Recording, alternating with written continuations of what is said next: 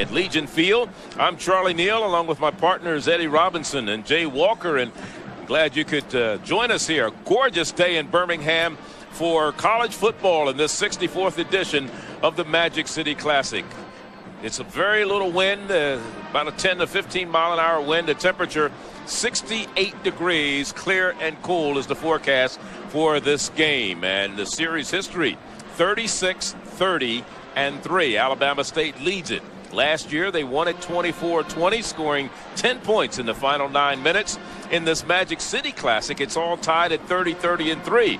Bulldogs have won 4 of the last 6, and as we saw a little while ago, they won it last year. And here's the opening kickoff. It comes down to Alabama State, the #1 offense in the Southwestern Athletic Conference, in their dark jerseys, going against Alabama A&M, who has the #1 defense. So it's kind of fitting that the #1 offense takes the field right away. And that's what everybody has come to see. I mean, Tavares Jackson, of course, is the great quarterback for Alabama State. Alabama A&M has historically had a great defense, so these two teams are going to really have a battle on their hands right here. And Tavares Jackson, you see what he's done this year, 2,005 yards, 17 touchdowns. He's only thrown 4 interceptions, and he's working from the shotgun on 1st down and 10. He wants to go to the air right away, looking for the big play. Throws over the middle, has it complete to Alvance Robinson. Robinson inside the 30, and he's still on his feet and finally brought down at the 29-yard line. Alvance Robinson, one of the leading receivers, finally stopped by Darius Payne, but that for him is his 41st reception of the year. And Alvance is definitely the big play guy. I mean, he's 6th in 1AA in total receiving yards, and you can see from the beginning, Tavares Jackson just throws a strike right down the middle of the field. No safety. He's off to the races. He's actually a quicker guy than he is fast. He does have 4.4 speed, but he's the big play guy that they have to get the ball to today. 51 yards on the play. Alvance Robinson. They open it up big. Alabama State. A win today gives them another berth in the SWAC championship. Out into the flat to the near side. They have it complete. Steven Tucker on the stop defensively of Lorenzo Hoffman. Let's look at the backs and receivers for the Hornets of Alabama State. Keldrick Williams, he's a good one. The fullback is Lee Carter. The receivers, Maddox, you've already seen Alvance Robinson. The tight end is Desmond Wilczewski. It'll be 2nd down after a gain of 6. 2nd and 4.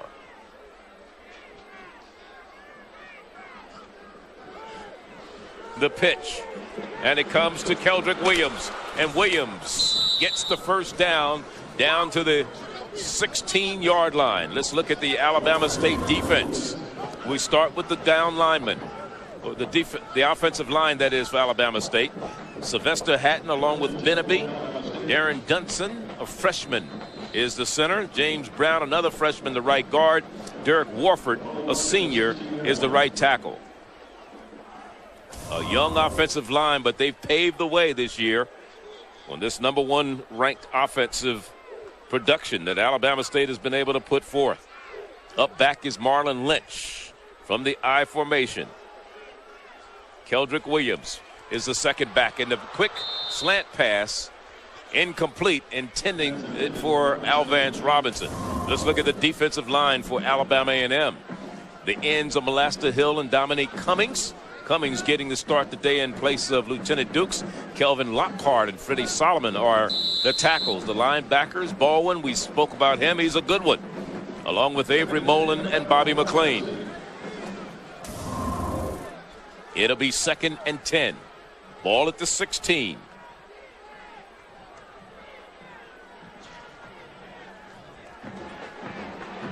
Jackson throws incomplete. Looked like a misread between him and the receiver, Chris Maddox. Let's look at the secondary for Alabama A&M. Corey Harden, Kenatavius Hughley, Marcus Black, and Steven Tucker. Harden's a senior, the only senior in that secondary. Hughley is a freshman. And here's Tavares Jackson. He has thrown passes to 15 different receivers this season. Been sacked only 13 times. In the red zone, it'll be 3rd down and 10. Again from the shotgun. Over the middle, has it complete to Robinson. Robinson trying to get to the corner and can't get there. Great defensive play by Corey Harden. And there you see the speed of the Alabama A&M defense. And, of course, Alabama State's coming into this game with a great offense. They've been really efficient in the red zone. But Alabama A&M is just as effective as in stopping people in the red zone, only giving up 14 touch scores so far when the opponents are inside the 20-yard line. They are 46% in third down conversions, second in the SWAC in that department, and 18th in the nation.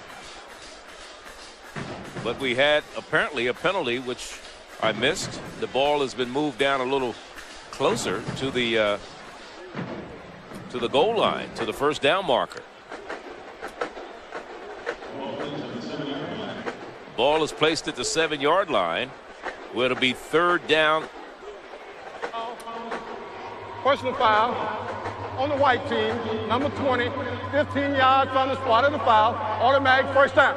Stephen Tucker flagged for a personal foul, so that gives Alabama State a first down and goal inside the 10. They're at the 8-yard line. Keldrick Williams, the second back in the eye. Alabama State has an unbalanced line right here, Charlie, something they showed in practice just a little bit yesterday. And it's Keldrick Williams trying to bounce to the outside, but he will not get there because Corey Harden made sure of that. Corey came up strong from his cornerback spot to make the stop defensively. And what they're doing with the unbalanced line, what they do is they take the big offensive tackle, number 79, Derek Warford, and they put him on the same side as the other guard and tackle. So now you have 3 big offensive linemen on that left side of the offensive line. And the defense broke on the first play, but they haven't been in the last couple plays. They've been very, very tough down here in this red zone. Yeah, as we said earlier, I mean, they're 39% at not giving up points when opponents get inside the red zone, and that's an extremely high percentage. Any coordinator take those numbers throughout the year. Second down and goal. Jackson will work from the shotgun. High snap. Here goes to Keldrick Williams. And again, the defense stiffens for Alabama A&M. Bobby McClain. He had some help there from Chris Taylor.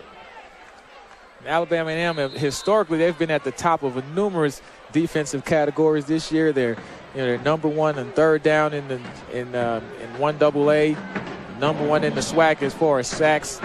Johnny Baldwin, of course, is their main guy, 4 sacks, a lot of tackles for loss. He's a real speedy guy. We'll see a lot of him today also. 9 tackles a week ago and 3 sacks against Pine Bluff. Here's a little fade into the corner, and it's incomplete. Incomplete into the corner. Stephen Tucker is there. Good defense against Lorenzo Hoffman. And Lorenzo Hoffman, he's the guy everybody calls Slim. He's a 6'6" guy, ex-basketball player. You can see he has a significant height advantage. He just can't time his jump. And Stephen Tucker's only a 5'9" guy. Excellent matchup for Alabama State. They just weren't able to take advantage of it. 25-yard field goal attempt for Anthony Johnson, who's been perfect this year in field goals. 9 of 9, trying to make it 10 of 10 and put his team on the board. It's up. It's through the uprights. And we have a 3-0 ball game with 11:03 to go here in the first quarter. So what a drive by the Hornets of Alabama State. On the first play, they go 51 yards to Alvance Robinson that put him in great field position. Let's go down to the sideline, and our third member of our team, Jay Walker. Jay. Charlie and Eddie, you saw Alvance Robinson open up this game with a big reception on the first play. First thing Coach Coe said he had to do when he got to Alabama State was evaluate the talent. Well, after an impressive spring football practice, he gave scholarship money to Alvance Robertson, Lorenzo Hoffman, and Robert Randolph, all key contributors for this Hornet offense. They were walk-ons, and that was the reason that he was able to do that. They, like you said, came up big. Yeah, and you can see, I mean, this is a guy that's earning his keep. He definitely deserves a scholarship. 6th in 1AA in receiving yards, and he's averaging 19.3 yards per catch. So he's definitely the big play wide receiver that Tavares Jackson looks for. And he's a guy who really came out of nowhere. He had a couple good years, but then his 4th year, the light suddenly just turned on, and he's turned into a big play guy, the money receiver for Tavares Jackson. So now we'll get a chance to see the Alabama A&M offense. They'll get the ball from the 2-yard line. Not much running room, maybe back to the 6 or 7 yard line on the return for Alabama A&M. And the return was by Timothy Robinson. The starting quarterback for the Bulldogs of Alabama A&M is that young man, Kelsey Luke. He's out of Phoenix City, Alabama. He's a redshirt sophomore, went to Central High down there. You see the stats on him. Last year in this game, he got injured in the third quarter with his team ahead by a score of 12-7. They wound up losing that game 24-20. He has his team first down and 10, I formation from their own 6-yard line. Play action, and has a man wide open in the middle of the field. And it's complete to Jock Piant, the fullback, out of the backfield. Finally stopped by Desmond Foster.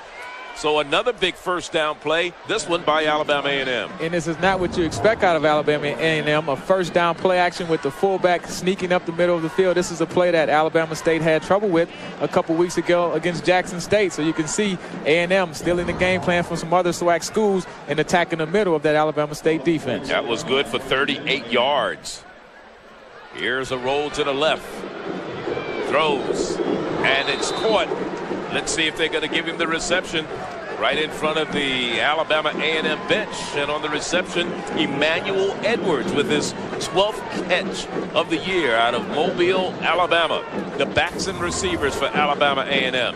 Nick Luke, the brother of the quarterback Kelsey Luke, is a running back along with Jacques Piant. The wide receivers Kevin Francis and Tim Robinson are the starters. Charles Moody is the tight end. In motion is Tim Robinson. This time Luke works out of the shotgun on first down and 10. 2 first downs back to back for Alabama A&M. Here's Luke running, cutting back inside, and he's inside the 35 down to the 34-yard line before Travis Rayford makes the stop.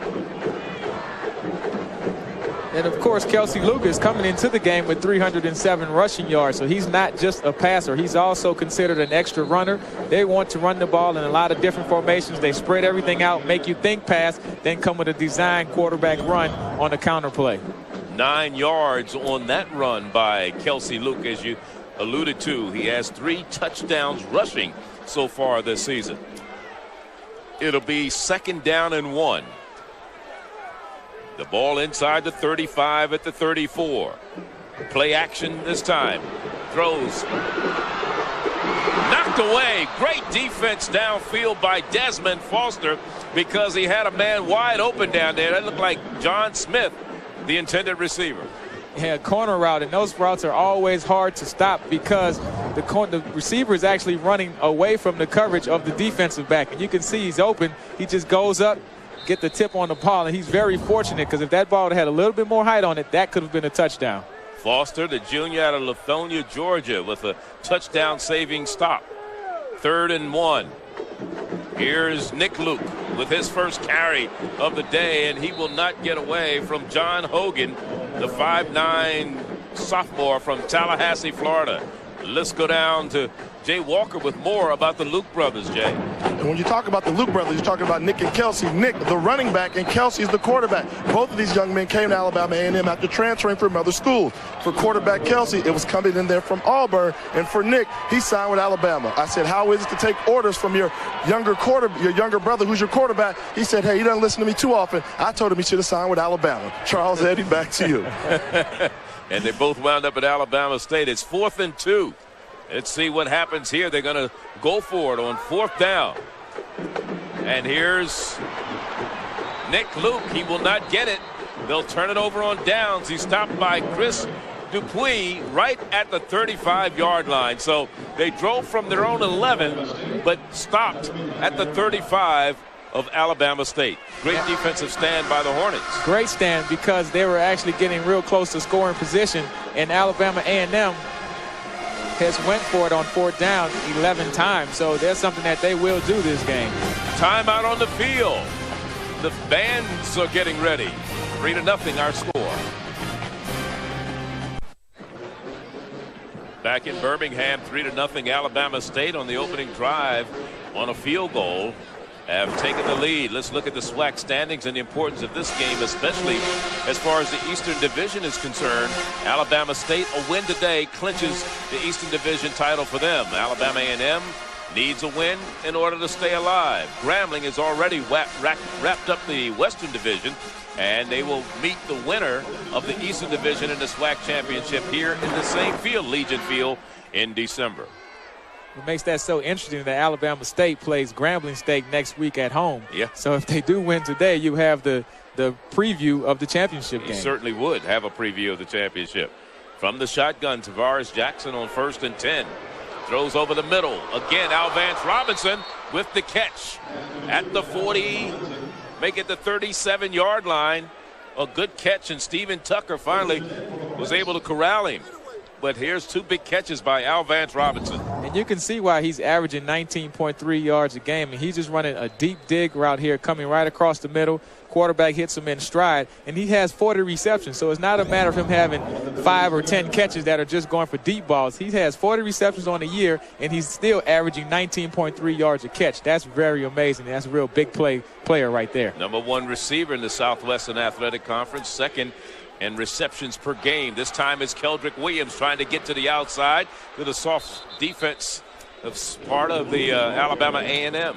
Let's go to Mike Hall in the U studio. Mike, what's happening? Hey, Charlie, you just showed the SWAC standings. You know, in the BCS standings, USC is now number 2. They're taking on Washington State. Liner to Dwayne Jarrett. Yeah, we've seen this before. They're up early, 7-0 in the first. Meanwhile, it's cocktail time. This is Chris Leak in the Georgia-Florida game. Going to keep it himself. Nice little dive in, and they need to keep that lead because Georgia, if they win, clinches the SEC East. So East and West is important for everybody today. It is 2nd down, 2nd and about 3. We'll make it 2 for Alabama State. Jackson keeps it, gets the first down inside the 35 to the 34 before Dominique Cummings, who's playing in place of Lieutenant Dukes at that defensive end spot, made the stop. Let's go down to Jay Walker. You know, we know that Alabama A&M has one of the best defenses in all of 1AA football, but right now they're playing with fire. They're playing a lot of zero coverage against this vaunted Alabama State passing attack. Coach Bronski Towns is not afraid to take a risk. So far, Alabama State has not been able to capitalize, but the middle of the field is wide open, guys. All right. Well, we'll see what happens here when you talk about giving up points. Alabama A&M is only giving up an average of about 15 points per contest. Alabama State, well, though, normally puts up about 34 points a game. And this one's overthrown, again intended for Alvance Robinson, the redshirt senior from Dayton, Ohio. Went to Meadowdale High in Dayton. In the last 3 games coming into today's game, he caught 21 passes, 387 yards, and 2 touchdowns.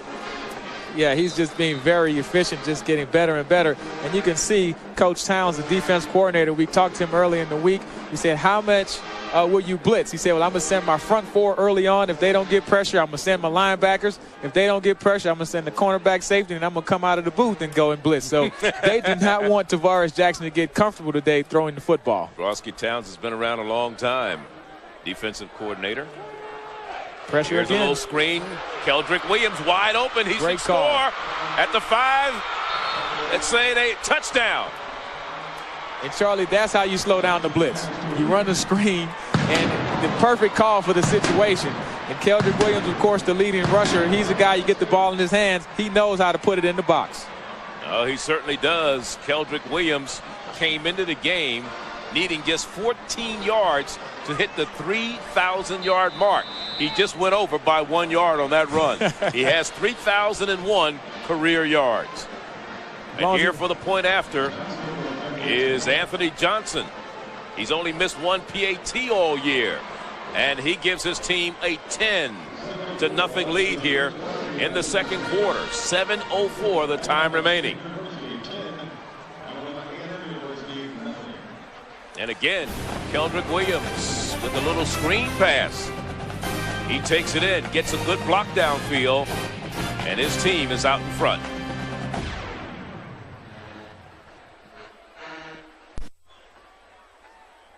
Great day for football here in Birmingham, Alabama. Great crowd on hand. There's probably as many people out in the parking lot tailgating as there are in the stadium here, Eddie. And just before halftime, you'll see the stadium fill up because everybody will come in to see the two bands battle. Yeah, the bands are great. You can see them in the stands now doing big things, and the whole Magic City Classic is more than just a game. It's the bands and the atmosphere. Tim Robinson to field the kickoff at the 7-yard line, coming to the near side. And that is not Tim Robinson on this return. This time, bringing it back is Emmanuel Edwards.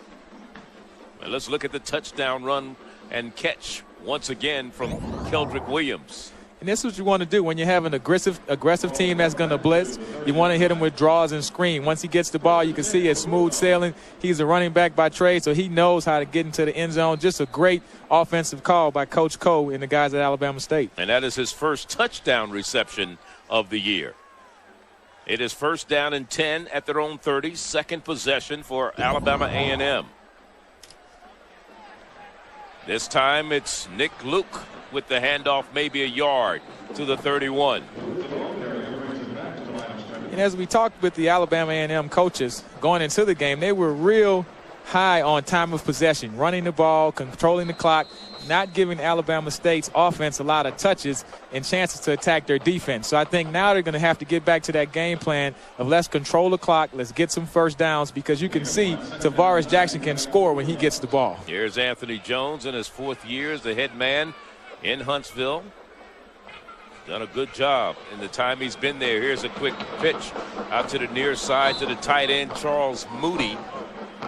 Let's look at the offensive line for Alabama A&M. Antonio Regis, Jeffrey Johnson, Chris Franklin, Christian Smith, and Roderick Johnson up front. And there's the Alabama State defensive line. You look at Jamal Johnson. He was a high school teammate of the Luke boys down in Phoenix City, Alabama. There's the rest of the line with Kenzie, Tanico, along with Frazier. And the pass goes incomplete. No flag. And let's look at the linebackers in the secondary for the Hornets of Alabama State. Billy Gresham, preseason Defensive Player of the Year in the Southwestern Athletic Conference. Chris Dupuis, along with John Hogan, and the secondary. Desmond Foster, Demetrius Derrico, Bobby Coleman, and Jimmy Toussaint. And now to punt it away for Alabama A&M is Jose Osorio. He handles all the kicking chores for the Bulldogs.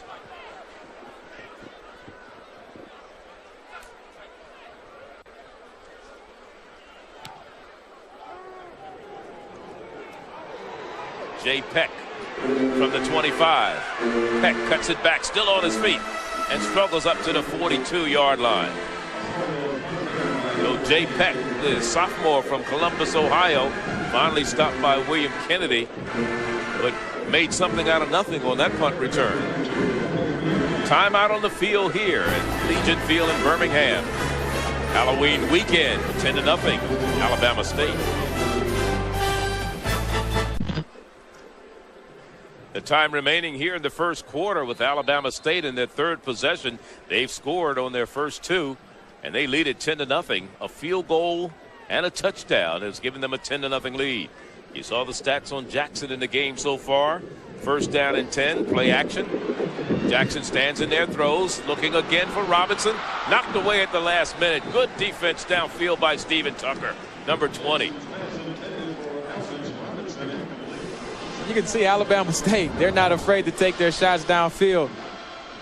Steps up in the pocket. There's no safety in the middle of the field, so they'll just keep running these post routes, and eventually Al Vance Robinson will make them pay. Excellent defensive job on the play of knocking that ball away by Steven Tucker, but they better be careful when you're sending those blitzes and not having coverage in the middle of the field.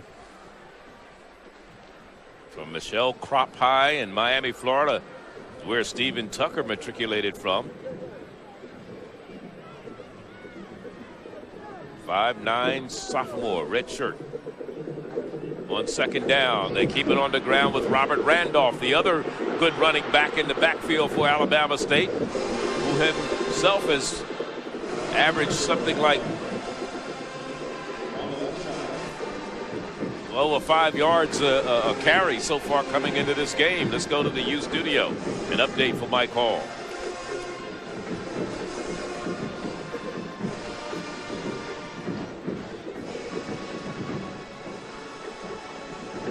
Well, Mike must have been sleeping on us in there.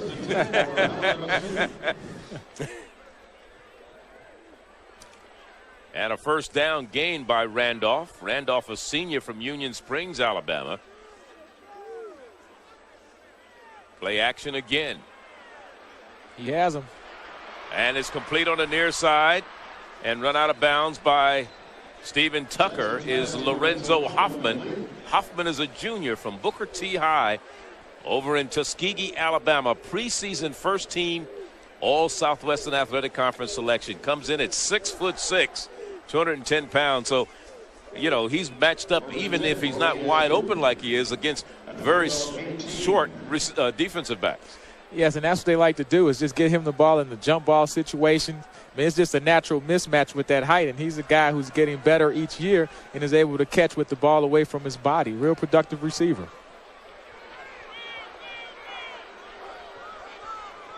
Empty backfield for Alabama State.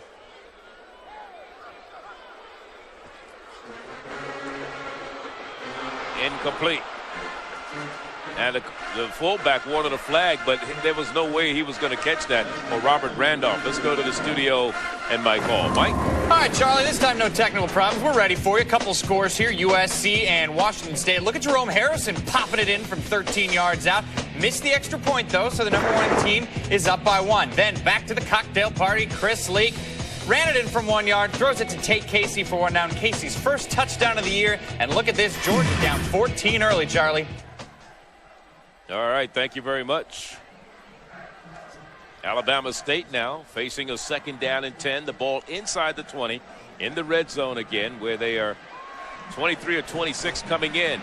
And a sack of the quarterback, Tavares Jackson. And that's the 26th sack this year for the Bulldogs of Alabama A&M. Christopher Traylor was the man who came up with the sack.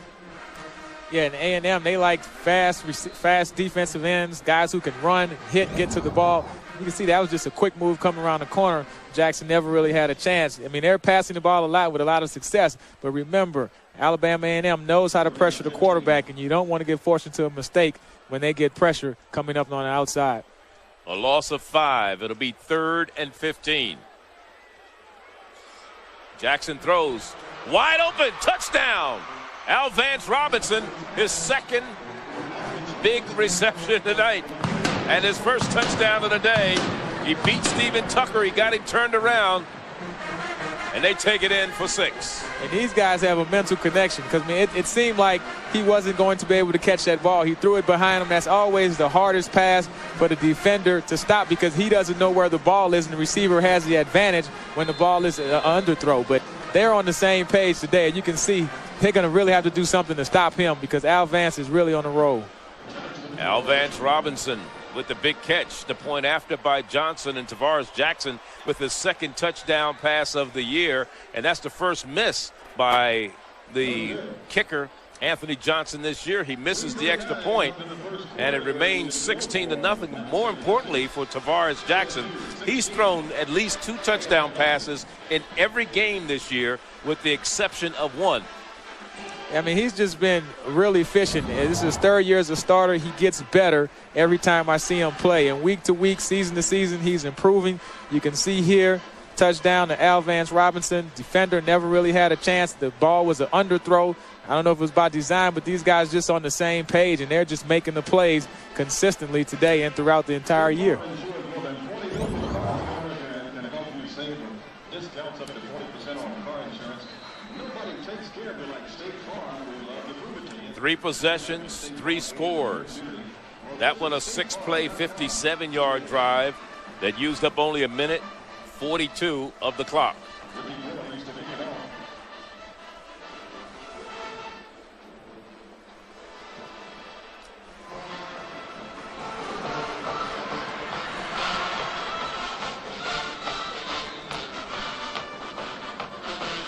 And if Alabama State has a weakness, it's probably their coverage teams on special teams. Their punt team and kickoff cover team gave up some big plays a week ago or 2 weeks ago when they played Prairie View. And that's one thing that Coach Cole said that they do need to stress, is their coverage on kicks and punts. So look for Alabama A&M to try to make a big play in one of those situations. First down and 10 at their own 33-yard line as you look at the rear end of Kelsey Luke, young man who transferred from Auburn University. First down and 10. In motion, Tim Robinson. And the handoff goes back to Nick Luke. And Nick Luke picks up some good yards, close to a first down, before he's stopped by Billy Gresham in the middle. Now, in this situation, down 16 points early in the game, Alabama A&M has to settle down and just relax. I mean, they haven't really controlled the ball and the clock like they want to. They have a strong, powerful running game. They're just going to have to get back to basics, run some of those power running plays, control this clock, and just take it one score at a time. And one of the things that a lot of people were saying and were concerned about is the fact that if Alabama A&M got down, how difficult would it be for them to come from behind? We know Alabama State can come from behind. They did it a year ago as Nick Luke is hit right at the line of scrimmage. Nowhere to go on that particular play. John Hogan, the linebacker from Tallahassee, there to make the stop wearing number 46. Yeah, and John Hogan, he's the emotional and the spiritual guy in this defense. I mean, he's a short guy, kind of reminds you of a Sam Mills, a London Fletcher type linebacker. Only 5'9", but those little short linebackers, you can't really see them, and they're always in the football hitting, striking position. He makes a lot of big hits, and he's the emotional guy who gets the rest of that defense fired up. From their own 32-yard line, or 41-yard line, rather. Here's a pitch back. Very dangerous. Unfortunately, the ball was kicked out of bounds. So they're going to call it an incomplete pitch. Actually, let's go to the studio and Mike Hall for an update. All right, Charlie, checking in on the best in the Big Ten, playing the worst in the Big Ten. You'll be surprised by this. Purdue and Penn State. This is Curtis Painter. He's going to keep it himself from about 26 out, beating all the Nittany Lion defenders. And he gets in. The Lions need to avoid looking ahead to next week's game against Wisconsin, guys. Should be interesting. Purdue, huh? With the 4-point lead, kind of making Joe Paterno a little older today. Huh? Boilermakers. So this will be the second punt of the afternoon for Jose Osorio. Jay Peck is the deep man to receive it.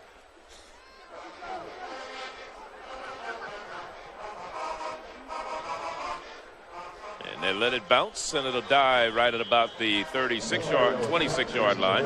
Let's go down to the sideline with Jay, and he has a special guest. Jay? And joining me is no stranger to this Magic City Classic, former Alabama and A&M great Robert Mathis, and he's also no stranger to quarterbacks in the NFL. Robert, what are your Bulldogs going to have to do to get back into this game? Yes, we just have to settle down, play our game, man, and just do the fundamentals and just play, get in our gaps and just do everything right. Now, you played in a lot of these Magic City Classics. What's your best Magic City Classic moment? Have to be my senior year, man. You always remember the last one, and you came out with the W, and that fortunately we went to the SWAC championship in the same year. Yeah. And you guys are riding an undefeated season. You guys are rolling. What's it going to take for the Indianapolis Colts to make it to the Super Bowl? Well, keep doing what we're doing, you know, just stay on top of the minor details and just keep doing it. And then I also want to know this because I'm a former quarterback. Why do you hate quarterbacks so much? You're leading the NFL with 8 sacks. What did quarterbacks do to you when you were growing up? Nothing. They just protect y'all, man. Y'all the pretty boys. Y'all get all the girls. So, you know what I'm saying? We got to get y'all. All right. My hat's off to you. Robert Mathis, the pride of Alabama A&M. And you were a linebacker, Eddie, in the NFL. Do you have the same feeling? I agree 1,000%. Especially with Jay. I wish I could come on the sideline and sack him one time real quick. Second down and 2 after the gain of 8. 16-0 is our score here. And here's a pitch back to Randolph.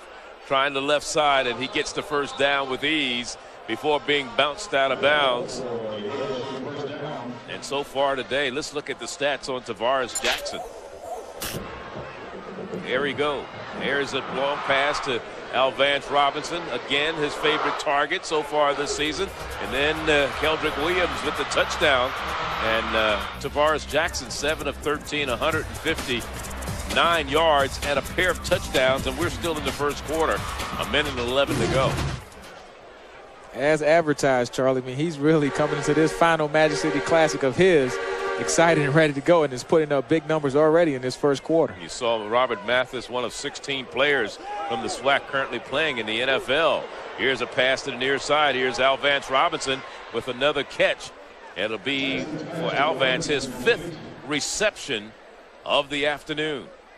Good for about 8 yards. Of course, Robert Mathis is here because the Colts have a bye week, and I'm sure all of the quarterbacks in the NFL are glad the Colts have a bye week because, I mean, him and Freeney, they just put tons of pressure on the quarterback, and it's basically those undersized defensive ends that Lovie Smith and Dungy and those guys like who are fast and can get upfield. And Alabama A&M's defense is based on that same style of play. They have a lot of converted guys who are strong safeties playing linebackers, but they believe with the speed that they can get to the ball and still make big plays. Tavares Jackson showing why so far in this game he was the preseason Offensive Player of the Year in the Southwestern Athletic Conference. A host of white jerseys that time, led by Kevin Lockhart. A gain of maybe 1 on the play. Now you're talking about being in some tall cotton with Tavares Jackson. You've got some guys like the kid from Texas, Vince Young, and the kid from USC, Matt Leinart. He has better stats than those two young men, and they're leading Heisman candidates. I mean, that says a whole lot. I think once you put that stat up, you don't have to say anything else about Tavares Jackson. I mean, here's a guy who's very efficient each year. His touchdown to interception ratio improves. He just gets better as he goes along. Third down situation this time for Alabama State, and let's see how close they came. To stop right at about the 49. They may have it. Let's go to the studio. Charlie, even when things go bad for USC, they go well. This is early on against Washington State. Tommy Luganville, Reggie Bush fumbles, and look who's there to pick it up. Oh, I tell you what, a lineman's dream. It might as well have just won the lottery, recovering the fumble for a touchdown. Winston Justice, you think he's probably going to hold on to that football. It's a touchdown for him and for USC. 14-6, Trojans lead early. You know, when you're good, the ball just bounces right for you, doesn't it? It has been bouncing right for them for the last couple of years. I mean, USC just always seems to have one guy in the right position to make a big play. I mean, a very good team. A lot of those bounces, you have to create luck, but they're always in the right place. Well, the first quarter has come to an end, and it'll be a 4th down facing Alabama State when we come back. It's been all Alabama State in this contest so far. And Al Vance Robinson has been the big man on campus today. Down, presented by Old Spice Red Zone, 11 a.m. on ESPN. As we start the second quarter, the 23rd coach in the history of Alabama State. There he is, Charles Cohen, his 3rd season. They're going to go for it. Alabama State on 4th and 1.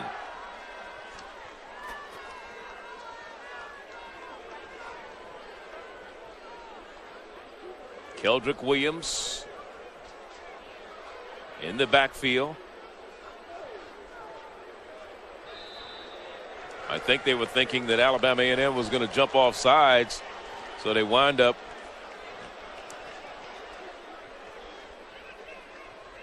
calling a timeout, or did they?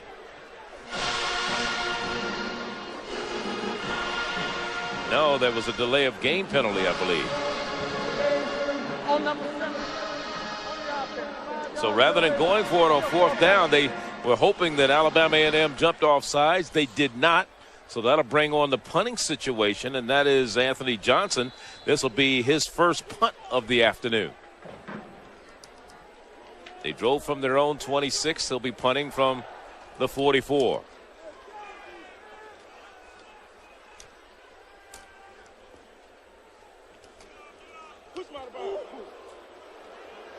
Fair catch by Kevin Francis right at about the 18-yard line.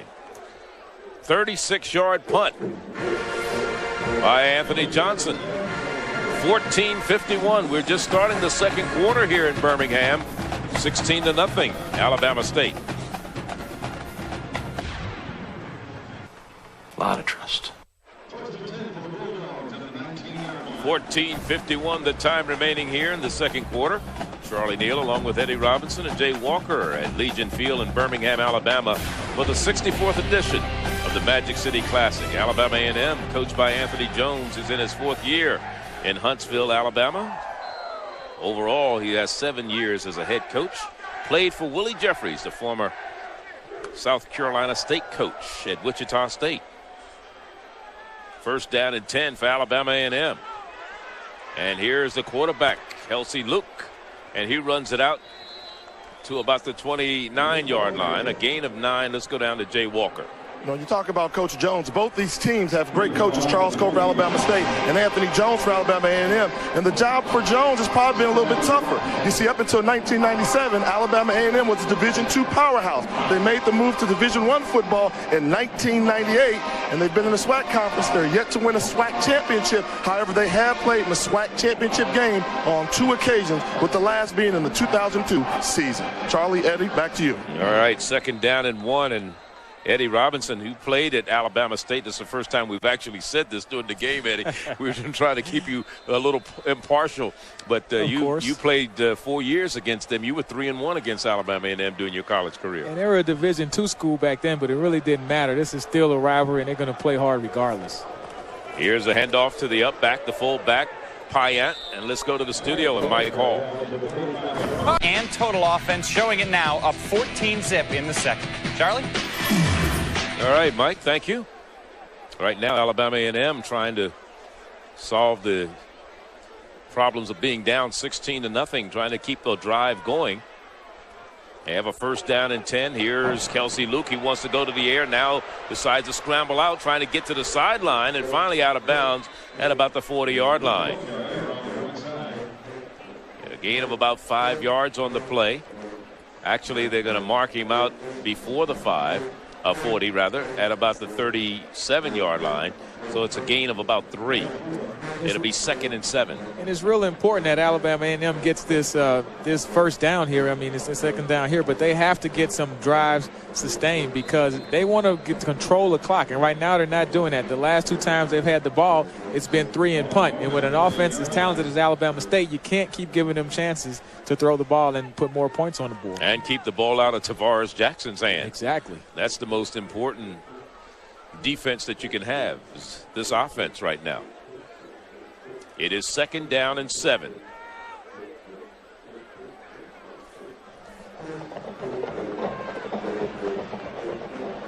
That's a very difficult pass to throw. Running to your left for a right-handed quarterback. Emmanuel Edwards was the intended receiver. You want to get Kelsey Luke out of the pocket. Of course, he's a runner and a thrower. He's not a one-dimensional player. So you just want to get him on the edge of the defense where he can make a play. But just a whole lot of traffic there, not a real open guy. Probably the best thing he did was just to put it in the ground. You still have a 3rd down. Try to make it up on the next play. 0 for 3 in 3rd down conversions today is Alabama A&M. They were 34% throughout the season.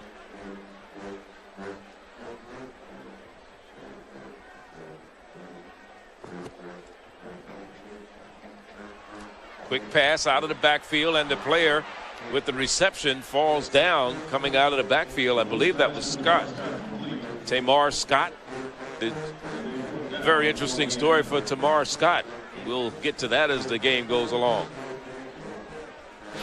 But the defense for Alabama State rising to the occasion also today. Yeah, I mean, they play good defense at Alabama State. I mean, they're not, the offense gets all of the credit, but as you can see, they have a lot of guys swarming to the ball, and they don't get a lot of credit because sometimes they're way up and they give up a lot of yards towards the end of the game because they have such a big lead and they're playing prevent.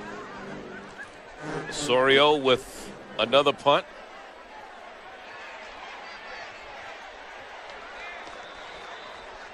And it'll be down at about the 21-yard line. Good move downfield by Anthony Mitchell after a 39-yard punt. -2 yards on the return. We'll be back to Birmingham. Are endless. The NCAA championships on ESPN. Welcome back to Birmingham, Alabama. Alabama A&M on defense right now, trailing by a score of 16-0. 4 possessions for Alabama State, and they've scored. Well, this will be their 5th. They scored on 3 of them. This pass incomplete from Tavares Jackson, going to one of the men coming out of the backfield. It goes incomplete. Well, that was Hoffman. Let's go down to Jay Walker. While Tavares Jackson might have missed that last pass, he hasn't missed too many this year. And an interesting note about Tavares Jackson, the NFL scouts are so impressed with him on the field, but they're equally as impressed with him with his off-the-field demeanor. See, there's a special thing about Tavares Jackson. How many Division I starting quarterbacks do you know that still live at home with their mother and not in the dormitory? While Tavares said sometimes the curfew can bug him a little bit, there's nothing like getting a home-cooked meal every night. Charlie, Eddie?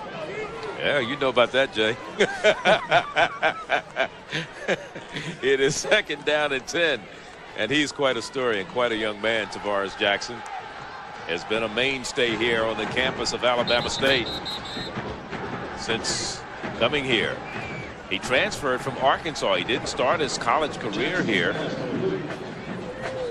He started at Arkansas from Lanier High in Montgomery, Alabama. And ironically enough, you talk about what he does with his arm. He's a pretty good runner, too. He's the number 3 rusher on this team behind Keldrick Williams and Robert Randolph.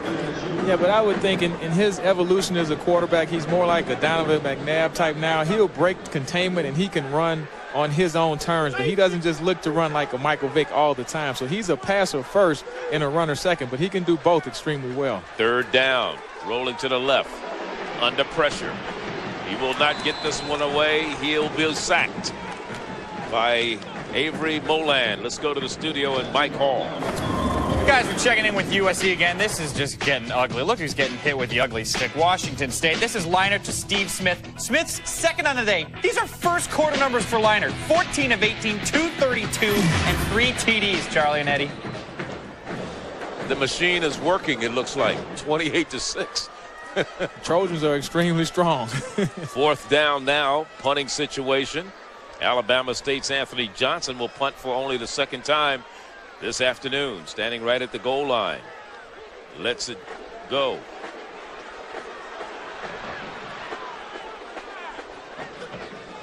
Back to the 30, make that the 41-yard line. On the return, a 7-yard return after a 34-yard punt.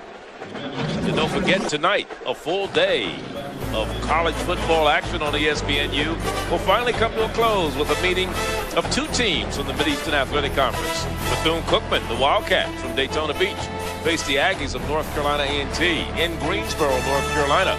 College football primetime on ESPNU tonight at 7 Eastern. And for more information, just log on to ESPN.com. 1st down and 10. Alabama A&M. Nothing doing there. Alabama State stopped by Jamal Johnson. Billy Gresham also in there on the stop defensively. Jamal Johnson, the first one to make contact. There he is, big number 71. He's out of Phoenix City, Alabama. Was a high school teammate of Kelsey Luke and his brother Nick Luke. Yeah, and I talked with Jamal yesterday. He said he's been knowing these guys ever since Little League football. So it's fun when you can play against guys you grew up with, especially when you can beat them, Charlie. That's even more fun. At the Alabama State 41, only the 2nd time that Alabama A&M has crossed midfield today. They did it on their first drive that started on the 11 and then stalled as they turned the ball over on downs. And now whistle will stop play. Probably a procedure penalty against the Bulldogs. You look at the delay a game. 5-yard penalty. Still 2nd down. This is the 3rd most penalized team in the Southwestern Athletic Conference. Alabama A&M. Grambling leads the way, followed by Prairie View. You want to be first in a lot of categories, but that's not one of them. Not the penalty category. They average 88 yards a game in penalties. You can see what kind of situations it put you in now. I mean, instead of having a 2nd and 10, which is bad, you're at a 2nd and 15, which is even worse.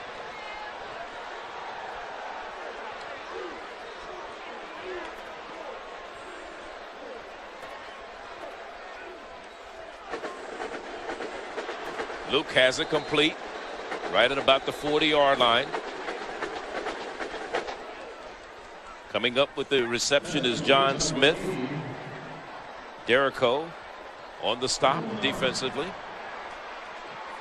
Just real solid defense by Alabama State. I mean, they're just sitting back in the basic 3 deep zone and just attacking, and everyone's running to the ball. You can see Billy Gresham and those guys. A lot of good players and a lot of good talent on this Alabama State defense. They don't get the accolades and in the front page of the newspaper because of everything that Tavares Jackson and those guys do. But Billy Gresham was preseason Defensive Player of the Year for the SWAC Conference also. Senior out of Lanier High in Montgomery, Alabama. Leads the conference in forced fumbles also. You got to be careful when he's around you. The throw had a man wide open. That is Luke. And that was Tim Robinson. And he just threw it behind him, and it goes incomplete. They're running a comeback route, working on Brandon Averett, young guy who's a sophomore, and you can see the ball's just high and outside. It was a first down had it been complete inside the 30. Instead, it's going to bring up a punting situation for Osorio. So they started at their own at the 41, and they're going to punt it from the 41. That is the Alabama State 41. It's the 4th straight punt for Alabama A&M.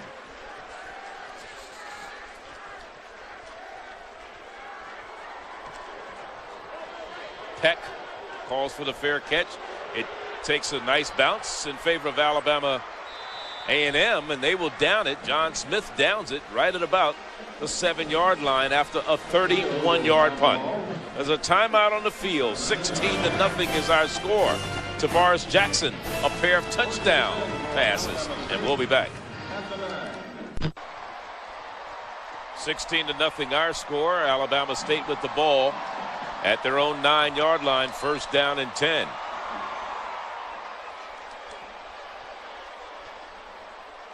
Williams, the eye back in this formation, and he touches the ball, and he's brought down immediately. Nothing doing. Avery Molan, a loss of 2 actually, and Avery Molan came in with the big stop.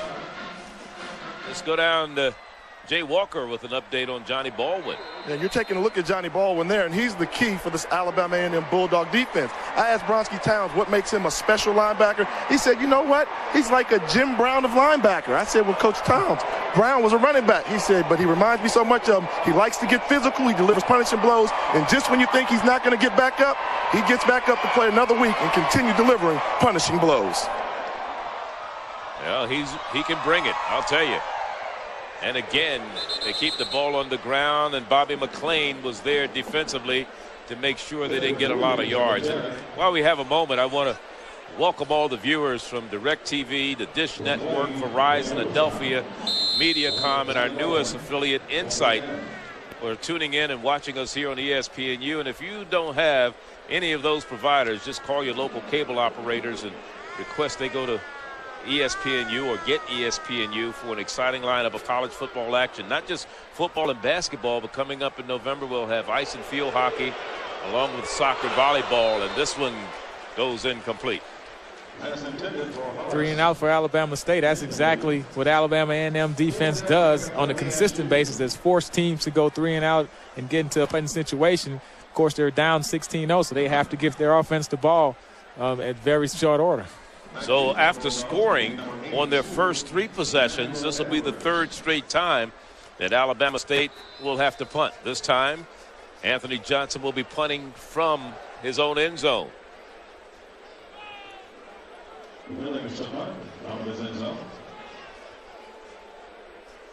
Emmanuel Edwards is the man deep to receive it. Edwards feels it inside the midfield stripe.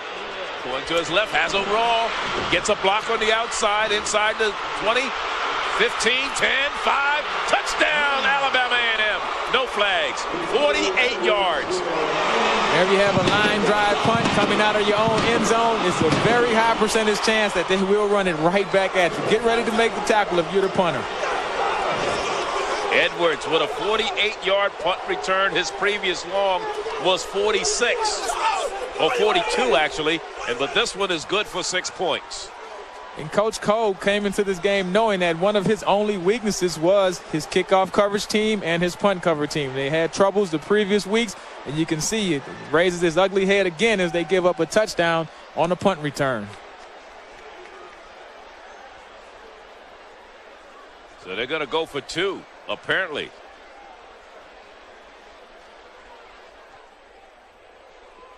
And we have an injured player, Dupuis, Chris Dupuis. There he is, and he's up. But a good punt return, good blocking downfield, and more importantly, no penalty markers. And no penalty markers, but Dupuis, as you can see, he's one of the starters for Alabama State. So Coach Cole said he was forced to put starters on the punt teams and the kickoff coverage teams because he felt like his backup players weren't getting the job done. So there you have a double injury. You give up the touchdown, and you have Dupuis, who's a starter, gets injured on the special teams play. Tamar Scott is the lone back in the backfield as they go for the two-point conversion. On the option to the left side. The quarterback takes it in. He keeps it. That is Kelsey Luke for the two-point conversion. And it's a 16-8 ball game. Let's look at the touchdown return by Emmanuel Edwards. And the punter's backed up in his own end zone. A line drive kick coverage doesn't have a chance to get there. Guys are bunched up, not covering in their lanes. Good return, able to get into the end zone, and 16-8 cut the lead in half with one play. That's all it takes. That's all it takes. And let's look at the two-point conversion with the quarterback on the option. He'll take it in himself. Kelsey Luke. Well-designed play. You can see everybody's stacked up to one side, and they come back. It's almost like a counter option play because he reverse spins to hold that linebacker and runs the option away from all of his blockers, and he's able to get into the end zone. It always helps when you have a mobile quarterback who's a runner and a passer. An option is always tough to defend because it's something that you don't get to work on a lot in practice during the week from the defensive side of the ball. Osorio has the ball on the tee, and he'll be kicking off to Alabama State. Desmond Foster along with Keldrick Williams are the deep men to return it.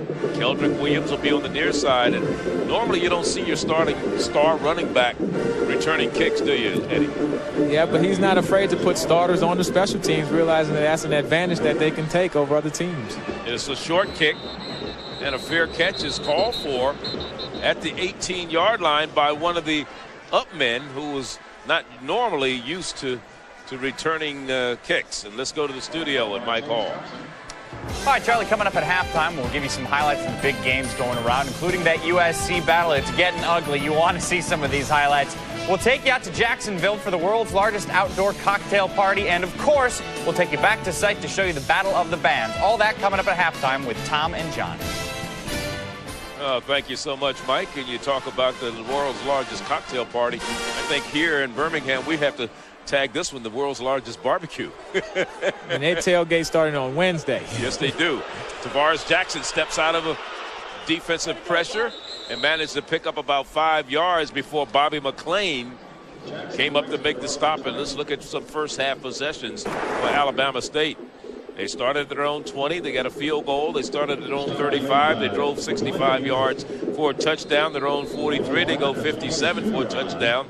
The last 3 possessions ended in a punt. The last punt was disastrous because it was returned 48 yards for a touchdown. And A&M has one of the top-ranked defenses in 1AA. You know you're not just going to have your way with them all day long. They're going to make some adjustments and make some big plays of their own. On the option and nowhere to go for Tavares Jackson as Molasta Hill, the defensive end, the senior from Stone Mountain, Georgia, made the stop defensively. Having problems stopping the pass, but they haven't the run, but not the pass for Alabama A&M today. I mean, they're second in the whole nation in stopping the run at 56.14 yards a game, and that's extremely good. And most of the time, if you can stop the run, make a team one-dimensional, force them to pass in obvious passing situations like 3rd and long, you can have a real successful defense, and you get a lot of sacks because you're making them pass when you know they have to, and you can put pressure on the quarterback. This will bring up a 3rd down and 7. You see the rushing yards for the two teams so far today. Pass out in the flat. And they would not allow Hoffman to get loose. He was dancing and wiggling and twisting, and Corey Harden said, we're going to dance here before you get that first down. Yeah, that's a tough play. I mean, he had about 2 yards to go for the first down. And the definition of a good open field tackle is, hey, just get him down. Use the sideline as your friend and don't let him get the first down. But that's a tough situation. Hoffman is a real big guy also who can make people miss. So tip your hat to Corey Harden for stopping him of that first down. Another 3 and out by Alabama State as the A&M defense starts to stiffen. So the 4th straight punt right now for Anthony Johnson.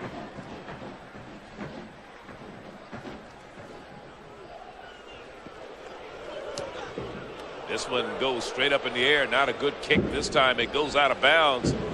This one maybe 15 yards, maybe 10. And that's about it. Make it 12. A 12-yard punt. Let's go to the studio and Mike Hall. 7 here in the second. Charlie? All right. Penn State coming back after trailing Purdue early in that contest. Right now, great field position for Alabama A&M. First down and 10 at the 38 of Alabama State. Trailing 16-8.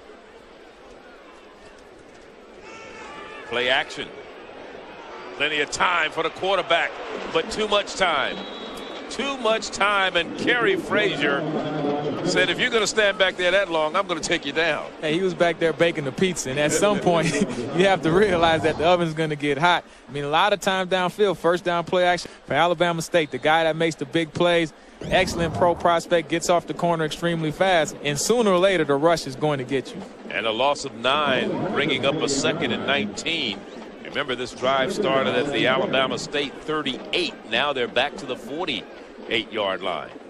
And of course, A&M is a power running team. They're not really set up for these 2nd and long and 3rd and long situations.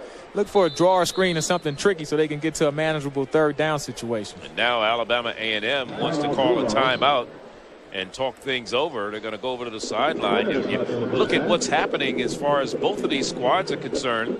You know, Alabama A&M started the season with a win over Tennessee State.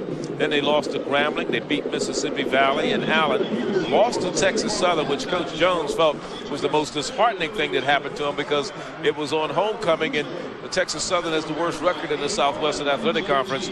Then they beat Southern University in Arkansas Pine Bluff to come away with a 5-2 record, 3-2 overall. Catch all the bumps, sets, and spikes on ESPNU's coverage of women's college volleyball as the Cincinnati Bearcats serve to the 7th-ranked Notre Dame Fighting Irish. Women's college volleyball on ESPNU Sunday at 12:30 Eastern. And for more information, log on to ESPN.com. You look at the next couple games, you look at some of their people, and, well, that's LL Cool J. What does the LL stand for? Ladies love Cool James. I knew you would know that. Oh, yeah. That's my era right there. I was in high school when he came out.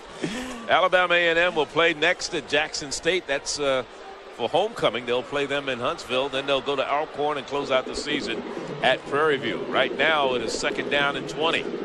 Let's see what they came up with on the timeout. Backside pressure, complete on the near side.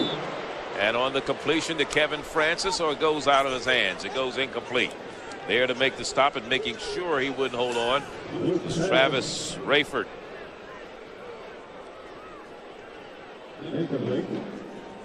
Alabama State started the season in the SWAC-MEAC Challenge and lost their first game to South Carolina State. They beat Texas Southern at Arkansas Pine Bluff, Alcorn Southern, Jackson State, and Prairie View. 6 straight games they've reeled off, but the toughest part of their schedule starts today with this Alabama A&M squad. Then they play Grambling before playing Mississippi Valley and closing out the year against Tuskegee. On the run, Tamar Scott bounces to the outside, inside the 30, 1st and 10, Alabama A&M. Desmond Foster with the tackle. Good call by Alabama A&M, and they were just trying to run it to get into a situation where they could punt, get a couple yards. Tamar Scott makes a couple people miss, gets up the field.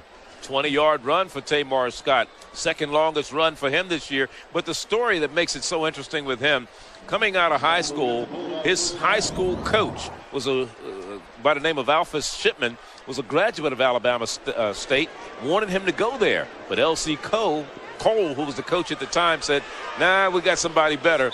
And now he has a little chip on his shoulder. He wants to play very well and have a big game against Alabama State, as Jacques Payant was the man on the carry. Let's go down to Jay Walker. You talk about the running game for Alabama A&M. It all starts in the middle with their center, Chris Franklin. Franklin's a big guy, and he's a big, tough guy, but he's got a little soul. Well, it should be ironic because he went to the same high school, Huffman High, here in Birmingham, Alabama. That's the alma mater of American Idol, Ruben Studdard. Can he sing? That's the question. Luke, the pass to the near side. The knee was down by Emmanuel Edwards. The pass is complete, but he cannot advance the ball because the knee touched down. Demetrius Derrico was there on the stop defensively. A gain of close to 10. They say it is I should say enough for a first down. And a lot of first down passes by Alabama A&M, even on play action, and there you just see a drop back. Something that's somewhat of a surprise because A&M is known as a power running team. They said that they were going to run the ball today. When I talked to offensive coordinator Stanley Connor, I said, if you can't run the ball tomorrow, what will you do? He said, we will run the ball tomorrow. So they're committed to the running game, but they're still having success in the air also. In motion is Kevin Francis. They give it to the fullback, Pion.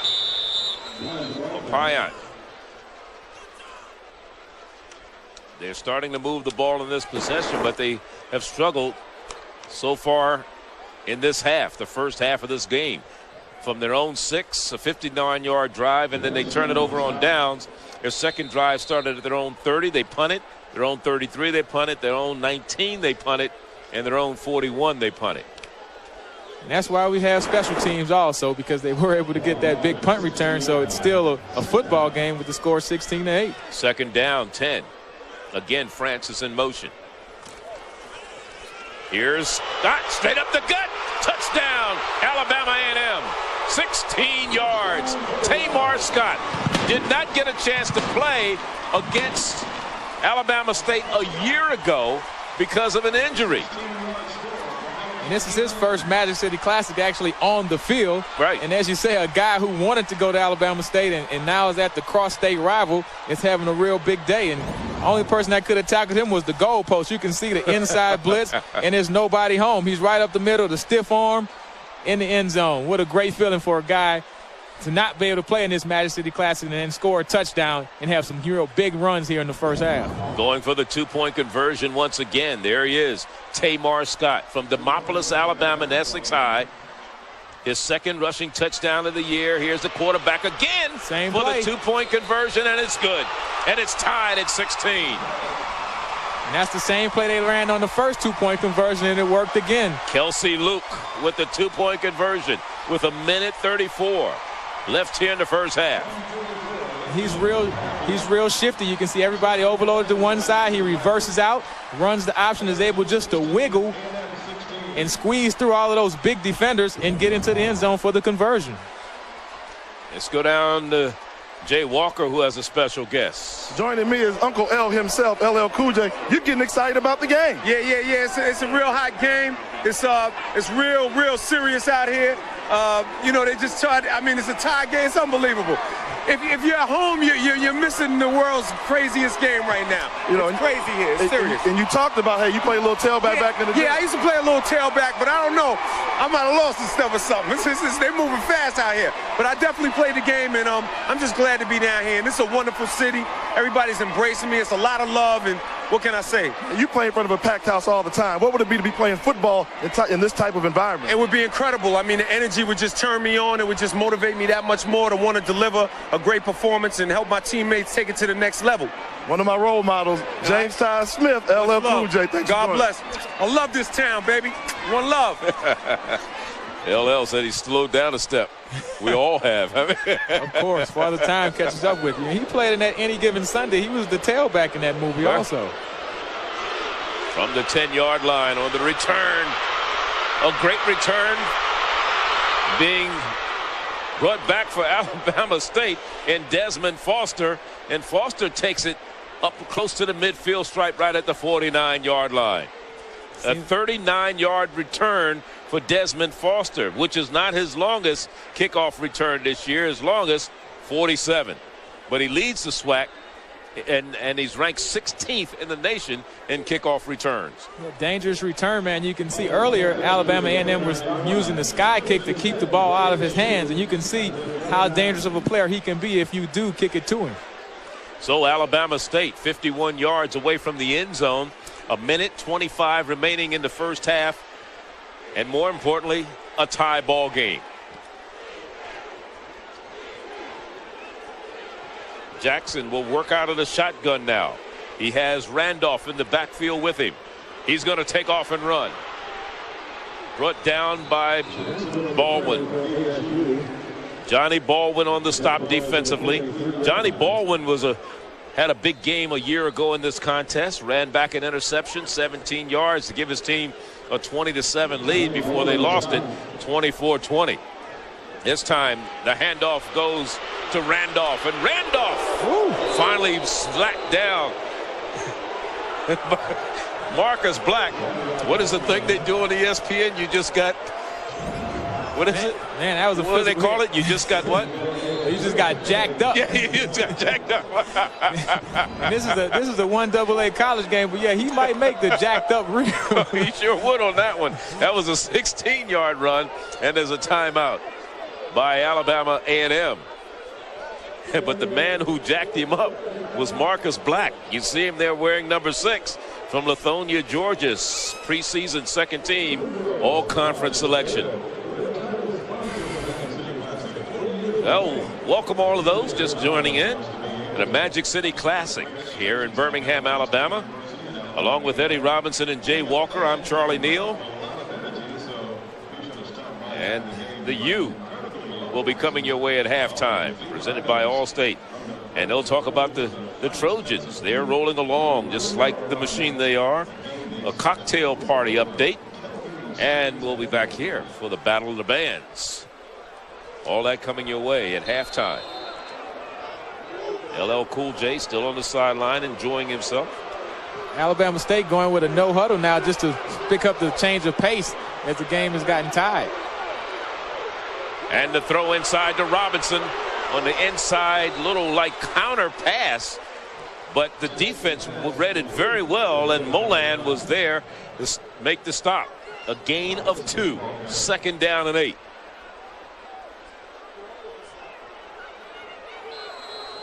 This brings a little confusion and chaos to the defense. They aren't able to settle and make their substitutions. Randolph. And they're holding on for dear life down there. Trailer or Molan on the stop. Now Robert Randolph, he's the other running back, but he's still a real big physical guy. He certainly is. Comes in about 232. Yeah, and only 5'10", so you can see what he brings to the party. Came into the game with 475 rushing yards, so they have a two-headed running back attack.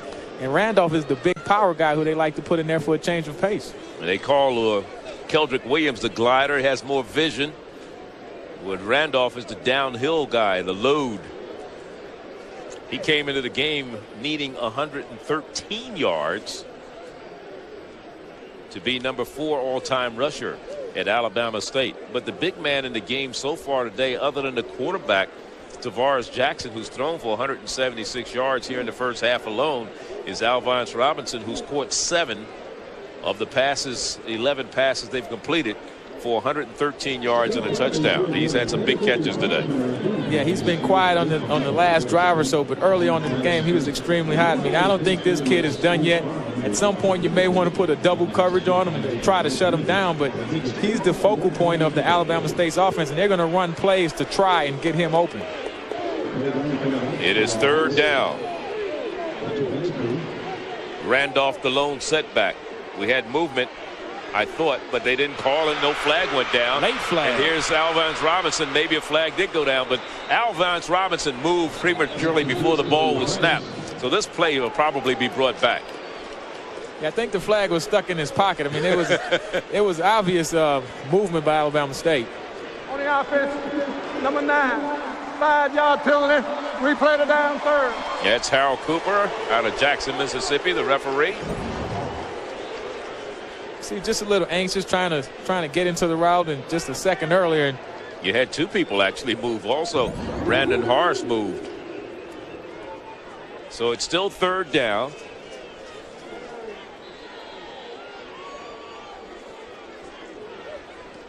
That's a crucial penalty because that was the 1st down conversion going into the red zone also. And now Alabama State's going to call a timeout with 12 seconds to go.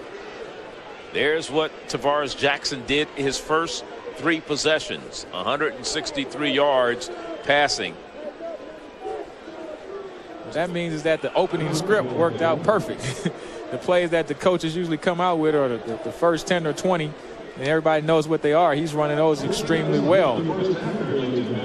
Well, the ESPN College Football Encyclopedia is the biggest, richest reference guide ever published on the history of college football. Read about the profiles, records, and statistical leaders of all 119 Division I programs, the Ivy League schools, and the most prominent historically black colleges dating back to 1869. Box scores for every major bowl game ever played. Vote breakdowns for every Heisman race. A complete list of every year's consensus All-Americans. It's all in the ESPN College Football Encyclopedia. It's available now wherever books are sold. Here's Charlie Coe on the sideline there. You know, he got that job as the head coach on August the 4th of 03, just before the season was supposed to start. Real short notice. And did a great job. They were 8-5 in his first year. Here's Jackson, back to pass. Over the middle, complete. Touchdown. 27 yards. On the reception, Chris Maddox. Last play or 5 seconds left in the second quarter. And that was all Tavares Jackson on that play. I mean, give Chris Maddox credit for making a great catch in traffic, but you can see he came with the pump to the left to move the safety and then came back to the right side with the post route. That's a real big-time throw by a quarterback who has a great future. Jackson with 3 touchdown passes today. Johnson for the point after. It's up. No good. He's missed 2 today. He's a good kicker. So he had missed all year coming into today's game. 22-16 our score. The touchdown pass once again. Look at Tavares Jackson. See the safety? He pumps left, just moves him a little bit, comes back to the right side. That's Peyton Manning, Steve McNair. That's all of the best quarterbacks work on that to get that safety to move just a little bit. Chris Maddox makes the tough catch and gets into the end zone with only 12 seconds left in the half. So that's a huge play for Alabama State going into halftime. With 1:16 to go, Alabama State had the ball, first down and 10 on their side of the midfield stripe. As you look at Johnny Baldwin, who's shaking up down there. And they use their time wisely and move the ball down the field and get it into the end zone with Tavares Jackson. Throws his 3rd touchdown pass for the 5th time this year in a ball game. And we talked about him cooling off a little bit. Well, he cooled off just for a second, and now he's heating back up again at the end of this second half. I mean, Tavares Jackson has done everything well today. He doesn't throw a lot of interceptions. His touchdown to interception ratio is extremely high. Just a very polished quarterback who's getting better every week. He started his career at Arkansas, and he was behind a guy by the name of Matt Jones. He knew he wasn't going to play. Had to get out of there. He had to get out of there. And he came back home to Alabama State at the urging of his teammate, Billy Gresham. They went to high school together. And he's elevated his game this year. And they say he's more matured on the mental side than on the physical side. It's the way he approaches the game. He's watching more tapes. He's understanding what's going on around him. And he's matured greatly. And it shows. Edwards, who has a punt return for a touchdown, brings this one out to the 26-yard line, and that's going to be the end of the first half here. Our score at halftime, Alabama State with the 6-point advantage, 22-16 over Alabama A&M. Tavares Jackson, 3 touchdown passes. Now let's go to the U studio and Mike Hall for our halftime activities. Do it for us on this right now, but here are the bands. We'll be listening to them throughout this halftime show. Your score, 22-16, Bama State on top of Bama A&M. 2 and ranked in the top 10. From our studio, we take you out to the bands. Again, it's a 6-point game. Pretty good first half. Let's take a listen right now. All right, thank you very much, Mike Hall. You're watching the Alabama A&M Maroon and White marching band under the direction of Arthur B. Wesley II. They were one of the bands that was selected to perform in the Battle of the Bands at the Georgia Dome back on January of this year. Let's listen in.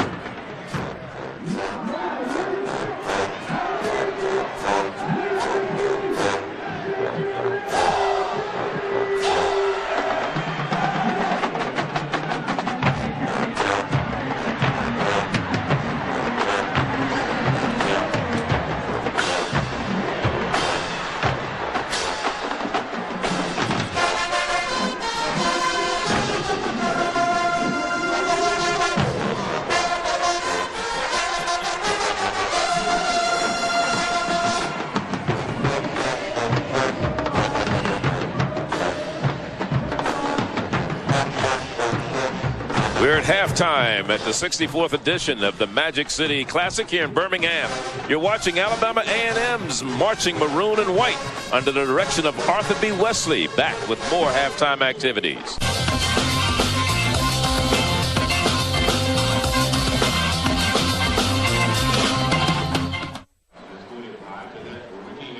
(22-16) is our halftime score here in Birmingham at this 64th edition of the Magic City Classic, with Alabama State ahead by 6 points at halftime. And we're going to continue with our halftime activities here. Right now, Alabama State introducing some of their illustrious homecoming queens and Miss Alabama State.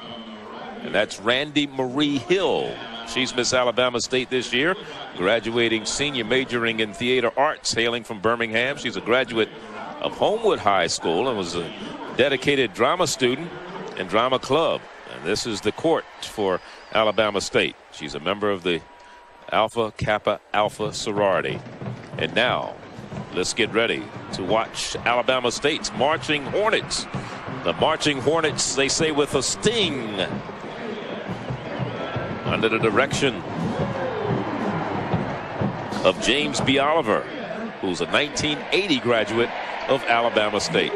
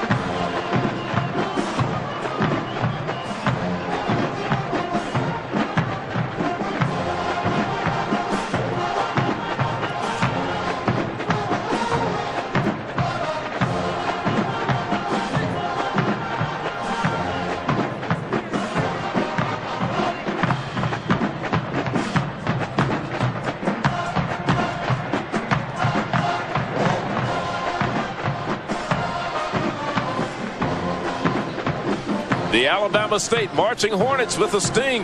We're at halftime at Legion Field in Birmingham, and back with more in a moment. It is a down year for the Big 12, which actually, weren't they saying partly last year, too, except for the top teams? A little bit of a down year for the 12? All right. I think so. Anyways, that's it for us. When we get back, a little more from halftime as we listen to the bands. A bit more. They're getting off the field. Players about to get on 22-16, second half coming up next. Welcome back to Birmingham in the 64th edition of the Magic City Classic, where we're about to start the second half right now. Alabama State leading Alabama A&M by a score of 22-16. Charlie Neal along with my partner Eddie Robinson. And Eddie, what a ball game. What a first half. I mean, Alabama State came out like they were going to set the world on fire, and then Alabama A&M came back. And Tavares Jackson, what a game for him. Yeah, Tavares Jackson is as advertised. I mean, the first half, he didn't make too many mistakes. He had 3 touchdown passes here to Keldrick Williams on the screen pass. Alabama A&M being aggressive with the blitz. He comes here to Al Vance Robinson. And my favorite is this punt return right here. Line drive kick by Alabama State. That's their one weakness. Touchdown here by Tamar of Alabama A&M.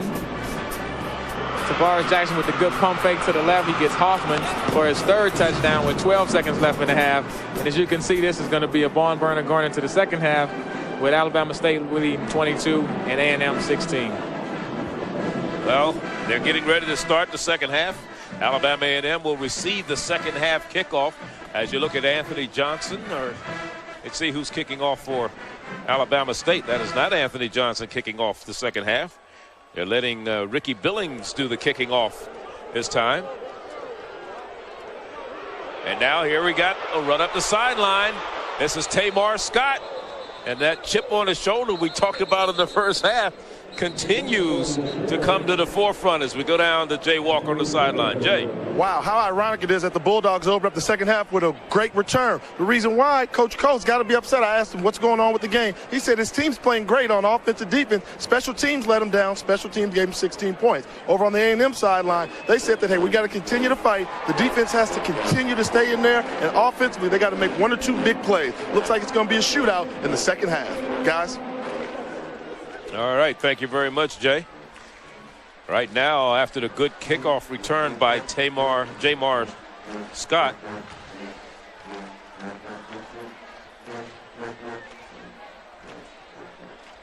The ball will be placed down at about the 44-yard line. First half statistics, Alabama State with an advantage there in total yards, but you wouldn't know by the scoreboard, would you? No, you wouldn't. The big punt return by Alabama A&M really evens those stats out. First down and 10. Quarterback Kelsey Luke decides to keep it, and there defensively is Dupuis. Chris Dupuis there on the stop. Dupuis is a guy, he's like an outside linebacker, strong safety, kind of an in-between size guy, 6 feet, 210, but very active. He's usually the extra guy in the box who the offense really can't block, and he's all over the field. He's a guy who's very competitive from New Orleans, Louisiana, and just a real solid player for Alabama State. And he's a story. I think Jay has something on him a little later on. Yes. That he was and his family had some issues after Hurricane Katrina. Second down and 10. Deep handoff this time. Here's Nick Luke inside the 25 down to the 22-yard line. Let's go down to Jay Walker with more on Dupuis. We have an injured Alabama State player shaken up, but in the meantime, let's go down to Jay. Charlie talked about Chris Dupuis being a native of New Orleans, and one of the things about football, it's a team sport. And what did the Alabama State team do? They realized that Dupuis lost his family, lost their house, and he also lost his clothes. So last night, in a players-only meeting, the team presented Chris Dupuis a check for over $600 so he can buy some winter clothes. And Eddie, you being a native of New Orleans, I'm sure you can know what it's like to appreciate what's going through down there in New Orleans. Yes, I've talked to Dupuis on numerous occasions. 64, 10 yards from the previous spot, replay second down. Yeah, I've talked to Dupuis on a couple of occasions about him going back and forth, trying to help out family members, getting houses cleaned up, and I'm in the process of doing the same thing. So it's just really great to see that his teammates have really reached out to help him, and really the whole country has been helping the people down in New Orleans. It's just a real great feel-good story behind just a tragic event. Well, let's look at the last play. Tonico is the man who's injured. And here's Nick Luke. Longest run for him today, but it was brought back because of a holding penalty on Jeffrey Johnson, number 64. And look at number 94. He got cut there, and that's where the injury occurred. He got hit high and low. Yeah, and those type of blocks are illegal. I mean, it's very unfortunate that Greg is hurting those plays. The NFL, I mean, that's called the chop block, when you have one offensive lineman engaged with the defender and the second one hits him below the waistline. So, I mean, those type of penalties are unfortunate, but they're preventable because you really shouldn't do that as an offensive player when the guy's in a vulnerable position like that. And the ball is moved all the way back to the 46-yard line, where it'll be second down and 20. Kelsey Luke with some time, throws, has it complete, and Emmanuel Edwards makes the catch and is knocked out of bounds immediately by Dupuis. Kelsey Luke doing a good job of buying some time. I mean, they're not known as a big-time passing team, but I'm really impressed with Kelsey Luke as far as his ability to manage the game and not make mistakes. You can see he's a runner first and the passer second, but he's able to just to wiggle a little bit, get some time, and the ball is kind of high, but still a good completion, and you get into a third and manageable situation where you had a second and extremely long before that. It was second and 20. Now they're down to third and about 7. Make it 8. Make it 3rd and 7. Ball right at the 41-yard line from the shotgun. Luke looking to run. Has some room on the far side. Now throws incomplete. He got a little too anxious over there. He had a receiver in the vicinity of the football. That was Anthony Mitchell, number 84, but he just got a little too carried away there. He said he's too wide open, right? He did everything but complete the pass. Everything right. I mean, he beat the pressure coming up. He eluded the rush and was able to get out into the flats and brought the defense up to him and just dumped it over their head. He just couldn't get the accuracy down. Pass. Number 9 is across the line of scrimmage when he threw the ball. The penalty declined. 4th down. So Luke had passed the line of scrimmage when he let the ball go. Illegal forward pass. So The penalty will bring it. They're declining the penalty. Either way, it's going to bring up a 4th down. In talking with Kerry Frazier and some of the defensive guys from Alabama State, they knew that you had to have the control rush. It's like playing a Steve McNair or Michael Vick or one of those type of guys. Anthony Jones on the sideline. 4th year as their head man. Graduate of Wichita State. 2-time SIAC Coach of the Year. He was the head coach at Morehouse, and he was a 2001 finalist for the Eddie Robinson Award. Coach of the Year. 4th down punting situation. Osorio will punt it away. And this one goes out of bounds. Right at about the 18-yard line. So a 28-yard punt for Osorio. And there's Charlie Coe, the counterpart on the other side of the field. There's a timeout on the field. 22-16. We're in the 3rd quarter here in Birmingham.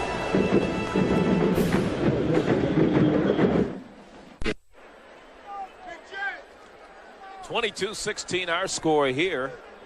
Alabama State with the ball, leading by 8. Make that 6 points. They were leading by 8 at one time. And then Alabama A&M rallied to tie the game. They have the ball 1st down and 10 at their own 18-yard line.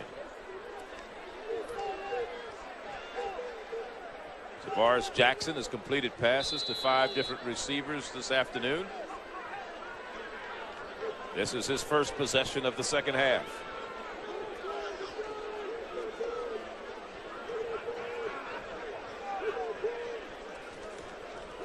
Keldrick Williams, and Keldrick Williams picks up good yards, about 6 on the play. Let's go down to Jay Walker. Hey, guys, got a couple injury updates for you. For Alabama A&M linebacker Johnny Baldwin got injured before the first half. He just had a little stinger in his elbow, so he'll be okay. They put some ice on it. He'll play the rest of the game. The news is not so good for Alabama State for Greg Tonico. The defensive end banged up his knee. His Magic City Classic is over for the day. Guys, back to you. All right, Jay. Sorry to hear that. It's an 8-yard gain on the last play for Keldrick Williams. We'll make it 2nd down and 2 or 3. And Williams again on the carry, gets the 1st down, or very close to it. Keldrick Williams, before that run, 24 yards on 8 attempts. He's over 3,000 career yards at Alabama State. Only 2 other running backs in the history of the school had over 3,000 yards. One was Brad Baxter, who had 3,732. and Rico White with 3,470. So you know a little bit about them. Yeah, and Brad Baxter went on to get drafted by the New York Jets and had a very good career up there. And Rico White was also an excellent player at Alabama State. 1st down and 10 now for the Hornets. Looking to the air behind Alvance Robinson. Steve Tucker covering. Let's go to the studio, the U and Mike Hall. All right, Charlie, let's check out Penn State. We got worst against first here in the Big Ten. Here they go. This is Brandon Snow popping it in for another score for the boys in blue as they're up big. Meanwhile, checking out Florida State as well. 24-14 Maryland on top. This was 14-0 Florida State at one point, for the Turtles have dropped 24 straight points and they have the lead, Charlie. Boy, Ralph Friedgen, he must have given them some extra soup this morning, huh? Here's Tavares Jackson in trouble, steps a couple of defenders, and finally is brought down after he gained up to the 32 by Kevin Lockhart. Gain of 4 on the play to bring up 2nd down, or third down. Of course, Tavares Jackson isn't a real big runner. He can run with the ball, but you can see he can still buy time, sidestep, make a couple guys miss, and turn a negative play into a positive one and get into a 3rd and 6 situation. Keldrick Williams started the game, played most of the 1st quarter. Robert Randolph played most of the 2nd quarter. This is one of those teams that has what you call not a two-headed monster, not a three-headed monster, but a four-headed monster as that ball goes incomplete. And Steve Tucker, who's been matched up all with a pretty good receiver all afternoon, Al Vance Robinson, they've been giving each other the blues, haven't they? Yeah, he's held his own. He had a good tackle on the sideline to stop the first down conversion that they tried to get to on third down, and there he stopped him with an incomplete pass and knocked the ball down. So he's doing a pretty good job for a young kid, only a sophomore. Anthony Johnson to punt it away.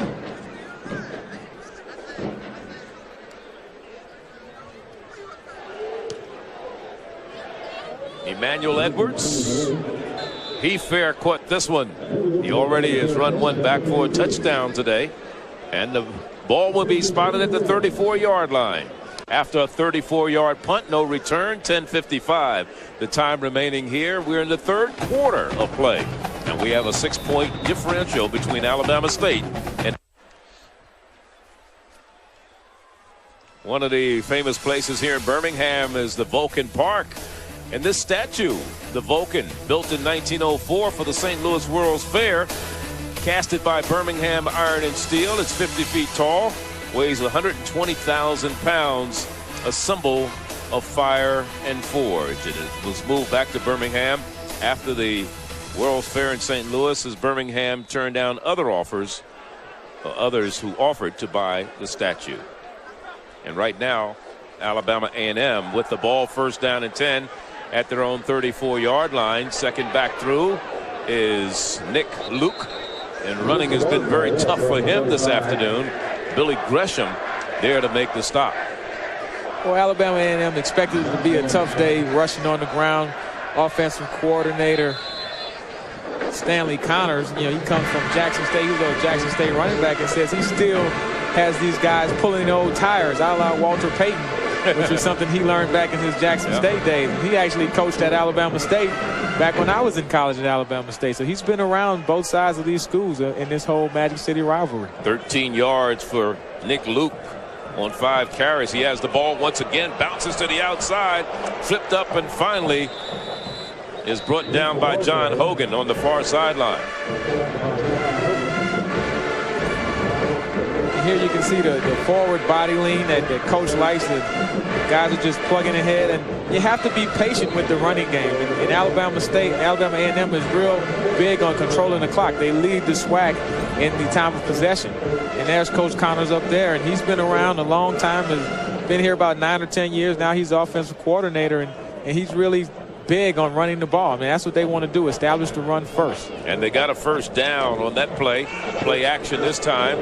The pass out of the flat to the fullback, Payan. And Payan gets another first down to about the 41-yard line before Travis Rayford made the stop defensively. A gain of 14 yards on that play by Luke. That's his 8th completion of the afternoon. And these are the type of plays that you need Kelsey Luke to make. 2 runs, now you can set up the first down play action, easy throw and catch with the fullback out to the flat, high percentage play, not a lot of chances to make mistakes. And these are the type of drives that Alabama A&M wants to make because it burns up the clock, keeps Tavares Jackson and the Alabama State defense sitting on the sideline watching. Nick Luke, the second back in the eye.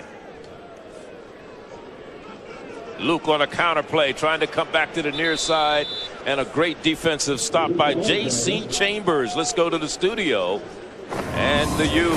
Charlie, from a great defensive stop to some great plays on offense, Florida State, Maryland. Tom Luganville, this is Greg Carr doing what he does best. I tell you, Fred Rouse got all the publicity as this freshman class came in, but Greg Carr has been to the Seminoles what Dwayne Jarrett was to SC last year. Look at you with the analogies. There's Carr again with a nice grab for the score, so they are within 3 points. And coming up, guys, we'll give you a Florida-Georgia highlight you have to see. Florida State trying to rally a little bit there. They're at home. They don't want to be embarrassed in Tallahassee. Never want to lose at home. Second down. Quarterback in trouble again, and brought down at the 40-yard line where it'll be 3rd and 10. A gain of 4 on the scramble. You talk about sacks, and we saw what happened on the previous play by Alabama State. This year, coming into today's game, they'd only sacked their opposing quarterback 16 times and has only intercepted 6 passes a year ago. It's to show you how sometimes things fall off. They had 27 sacks as a team and had intercepted their opponent 17 times. And it's a lot of the same players, same schemes, but sacks and turnovers are one of those things that just comes in bunches. You have a drought for a couple weeks, and all of a sudden you get 5 or 6 in one game. And here's the running back, Nick Luke. Nick Luke trying to get to the first down marker. He's going to be shy by about 5 yards. He gets to the 45, or 35, correction, before he's put down by Hogan. Yeah, Hogan and our guy Chris Dupuis was somewhere under there at the bottom of the pile, and number 33, he's another tough guy. But Hogan is a short linebacker, only about 5'9", but real physical, tough player. And Alabama State does have a good defense. I mean, these guys don't get a lot of credit, like we said earlier, because of all of the offensive players, but they can stand up and play some good defense also. To the state 35-yard line, that's where Osorio will punt it away.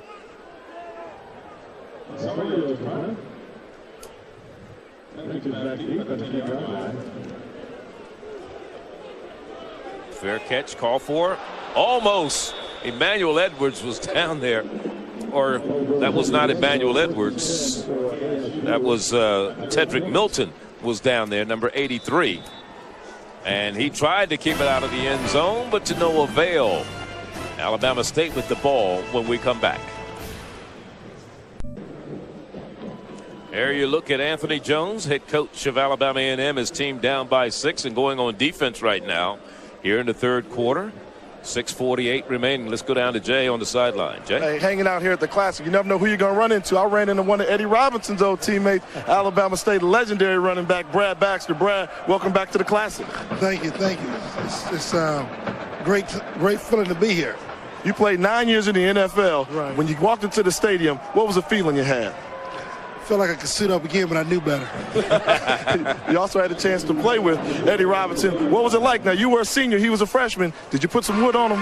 No, I can't say that. I can't do that to him because I never did. Me and Eddie, we got a chance to play against each other in, I think, a playoff game in Houston.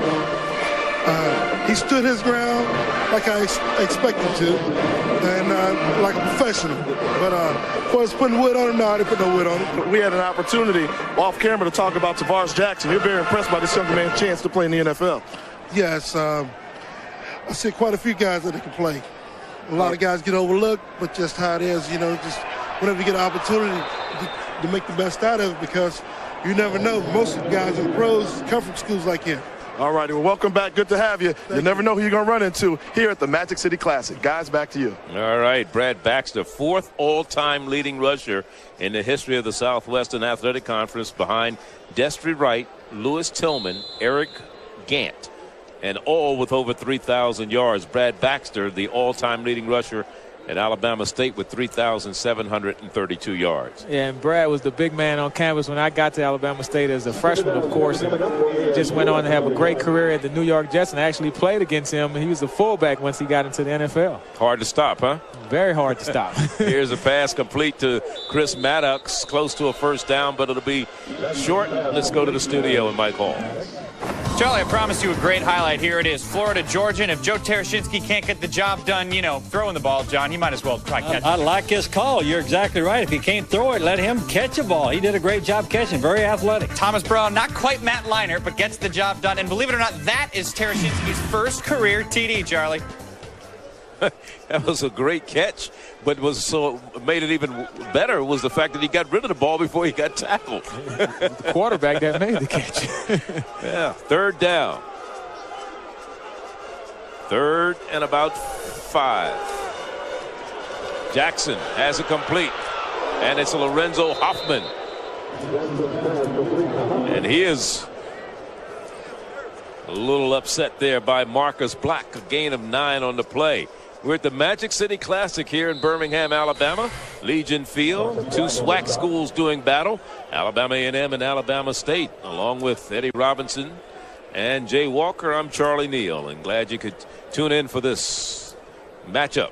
60-some thousand plus on hand here for a beautiful afternoon of football. Everybody came in to watch the Battle of the Bands, and now they're going to go back out and barbecue and watch it on the big screen outside. As you look at the total yards in this particular ball game. Over the sideline, Alabama State's talking things over, but You know, you look at Lorenzo Hoffman, and we're been looking at what he's done so far in this game today. 4 catches, 45 yards. In this contest a year ago, he had a big catch in the winning drive, a 44-yarder that set up the winning drive against Alabama A&M. And, you know, let's look at this winning drive a year ago. Remember, they were down 20-17. And here it is, the pass from Tavares Jackson. And here's Lorenzo Hoffman with the 44-yard catch that set up the run here, a 6-yarder by Keldrick Williams. And that was all she wrote. Basically, it wasn't, because here's the interception right here that actually preserved the win by Desmond Foster. And Coach Coe walks away with a 24-20 Magic City Classic victory. The last 5, Alabama A&M won in 2000. In 2001, it was Alabama State. Alabama A&M took it in 2002 and 3, and last year it was Alabama State again. First down and 10 for Alabama State. Here's a long pass. Alvance Robinson double team downfield. Marcus Black is down there with Corey Harden. And it's about time to start double teaming Alvance Robinson. Yeah. He's been making them pay all day. Has a couple touchdowns and some real big catches. I may want to put 2 people on him also, Charlie. Keep an eye on that young man. Tavares Jackson, if that's your go-to guy, hey, if they double coverage him, that's who we throw it to. We're going to still try. And, of course, my guy Marcus Black, he's had a couple of big hits today, but they're going to also test him in the deep coverages. He's the free safety. They've passed 5 straight downs on this drive. That is Alabama State. This will be the 6th straight pass. Jackson under pressure, will not get away. Press trailer there to make the stop. Out of West Point, Georgia, the sophomore. Yeah, in this one, Tavares Jackson didn't really help his offensive tackle out as much as he could have. Instead of stepping up in the pocket, he tried to roll around the outside, almost helping out Christopher Traylor on this play, but still a great pass rusher. He beat the offensive tackle, then he knocks the fullback out of the way. Just a determined young man, has a real high motor, and of course Alabama A&M has a lot of sacks coming onto the year, first in the conference, and so that's what they do. They put pressure on the quarterback. Tavares Boyd being helped up. Let's go down to Jay. Down there on Alabama State sideline, they're trying to figure out how to protect Tavares Jackson. They think he's taking too many hits. A&M continues to bring the pressure. They've been doing a lot of blitz, but right now the body English on Jackson and the rest of the offensive line is not too positive right now for Alabama State. Guys, back to you. You know, one of the things that is a concern about the offensive line is there's only one senior up there, along 2 seniors, Derek Warford and Benaby. The other young men don't have a lot of experience in Antonio Hill, Darren Dunson, and Sylvester Hatton, so much so that the fullbacks call the blocking schemes for the offensive linemen, which is something that's almost unheard of. It's very few programs. Normally the center does all the calling of the blocking schemes, but in this situation, the fullbacks call the blocking scheme. Yeah, just the fact that you start 3 freshmen on the offensive line, that's unheard of. Man, those guys have progressed along into midseason and are playing well now. Jackson swings it out of the backfield. Keldrick Williams dancing and trying to juke away from the defense, but he's not going to get away from Payne, Darius Payne, and Johnny Baldwin. 6-yard gain on the play to bring up a 4th down. They'd lost 14 on the previous play on the sack. And that offensive line, even though they're young, I mean, going into the 6th, 7th, 8th ball game, you're no longer a freshman. Coaches don't want to hear about the freshman mistake. You get to do that probably about the first game, maybe the second one. After that, they expect you to play like the rest of the guys. And they've been real good. I mean, they have a good, productive rushing game and passing, but they're still young guys. Here's the punt by Anthony Johnson. Fair catch called for by Emmanuel Edwards right at about the 23, 24-yard line. 41 yards on the punt. You're talking about some great players that have come out of the Southwestern Athletic Conference. One, number 80 in the pros, number 88 in college. His name, Jerry Rice. He went to Mississippi Valley from 1981 to 84. 301 receptions, over 4,600 yards, and 50 touchdowns. Finished 9th in the 1984 Heisman Trophy balloting. A 2-time All-American, Jerry Rice, and a future NFL Hall of Famer. Right now, Alabama A&M with the ball, first down and 10. Here's Luke, wants to go to the air, lets it go long. Edwards was the intended receiver. I don't know who gave up on who. As the first down play action once again by Alabama A&M, trying to catch State sleeping, want to sneak in a big play at some point in the game, and they're going to run downhill and be consistent, but you still want to get a big play at some point. Well, talking about Hall of Famers, here's some of them. From Alabama A&M, you have John Stallworth. You have Kenny Houston from Prairie View, Lem Barney, Walter Payton, and Jackie Slater from Jackson State. You have from Grambling, Willie Brown, Buck Buchanan, Willie Davis, and Charlie Joyner. And from Southern University, Mel Blunt. 10 players from the SWAC out of 126 schools that are represented in the NFL Hall of Fame, Pro Football Hall of Fame. Quite an impressive list there, Charlie. Yes, it is.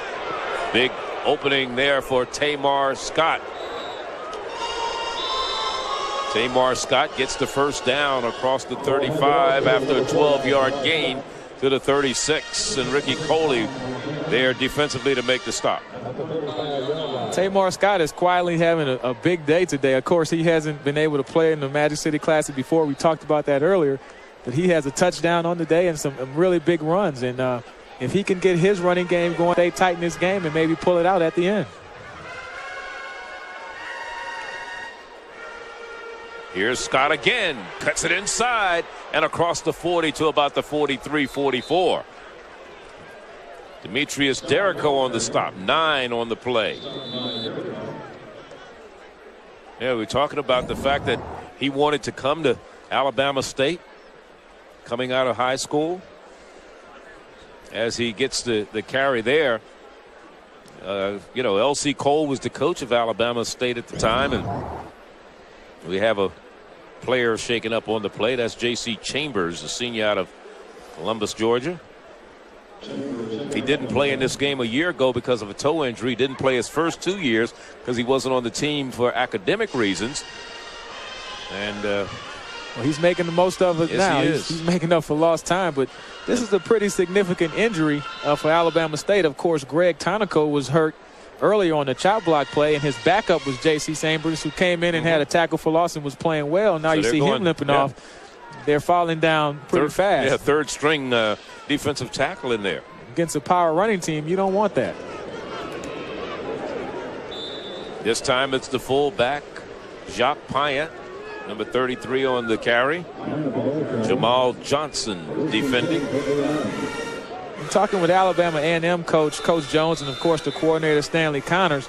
I don't think they really want to score a whole lot of points today. They were they stressed a whole lot about time of possession, controlling the clock, having balance with the run and pass, and this is the type of game that they want. They're only down 6 points here, and they're running the ball well, and they're trying to wear down the Alabama State defense, and they feel like they can excel going down the stretch. First down and 10.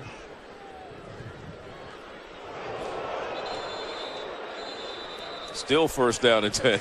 First down and 14. Jamal Johnson there making the stop. What a play. Big JJ. Yeah, and Jamal Johnson from out of Phoenix City, Alabama. We talked about him earlier, being high school teammates with Nick Luke and also with the quarterback Kelsey Luke, and he's showing you why he's an all-star player also at Alabama State, coming out of Phoenix City. You know, you talk about this Kelsey Luke. There's another young man on this team named Harold Dorman, a redshirt freshman out of the Washington, D.C. area, who has played some significant minutes and has done some good things for Alabama A&M this year. Let's go down to Jay Walker on the sideline. Jay. Charlie, I'm holding 2 SWAC championship rings. Both of them are kind of significant to one of your broadcast partner up there, Eddie Robinson. This is a 91, which Eddie was a player on that he helped them get. This is the 2004 championship ring. How's Eddie Robinson involved in this one? Well, when Coach Coe wanted to add a little extra bling-bling to this ring, he decided to call Eddie Rob. And what did our Eddie Rob do? He gave him $5,000 for the extra bling. What kind of guy you hanging out with, Charlie, speaks volumes about your partner. Well, he's a good guy. I know him. The only thing that bothers me is I did his games when he was in college, so he makes me feel old. Almost a great catch. Now, which interference is this going to be? They were 1 of 8 on third down conversions there. The pass intended for Tim Robinson. Let's see if it's defensive or offensive pass interference. Harold Cooper will let us know. Well, they're holding the spot. So yeah, they're holding the spot, so it's probably defensive pass interference. Let's listen to Harold.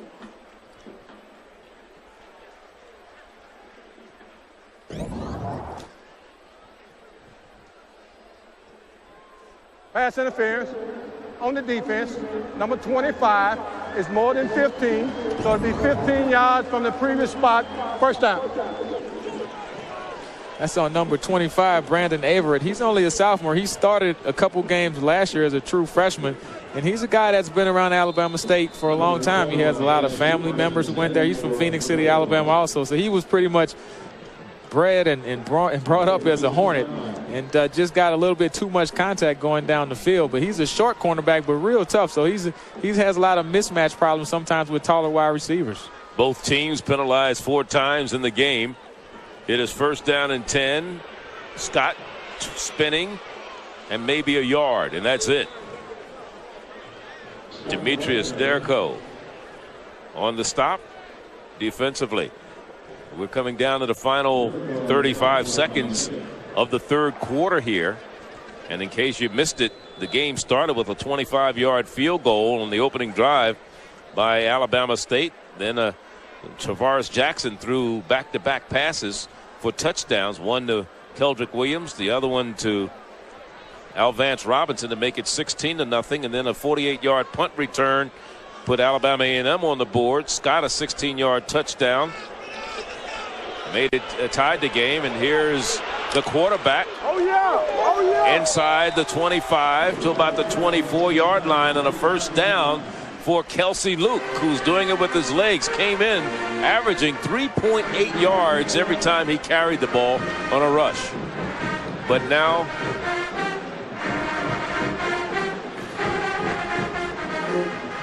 that's going to be the end of the third quarter.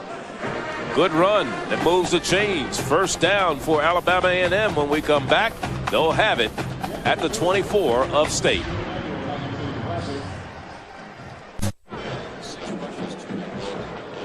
As we start the fourth quarter here in Birmingham, Charlie Neal along with Eddie Robinson and Jay Walker. As you look at Anthony Jones, whose team has driven from their own 24 down to the 24 of Alabama State. This will be the 9th play of this drive. They've consumed over 3 minutes of the clock, and they have a first down and 10.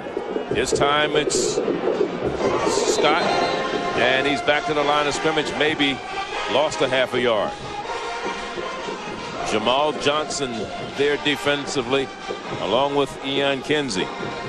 For a defensive tackle, we've been calling Jamal Johnson's name all day, Charlie. The guy really stepping up. A couple of the guys on the defensive line has gotten injured. Greg Tonico, J.C. Chambers. So you're going to have one of the regular starters to step up and make some big plays, and he's been that guy so far this afternoon. They list him at 255. He looks a little bigger than that, doesn't he? Yeah, he looks a little bigger. He's a speed guy. Don't really have a lot of big guys on their defensive line, but they're all fast.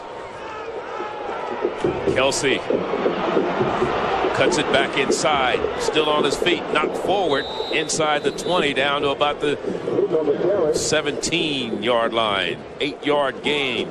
Let's look at the Black College poll. Hampton University leads the pack.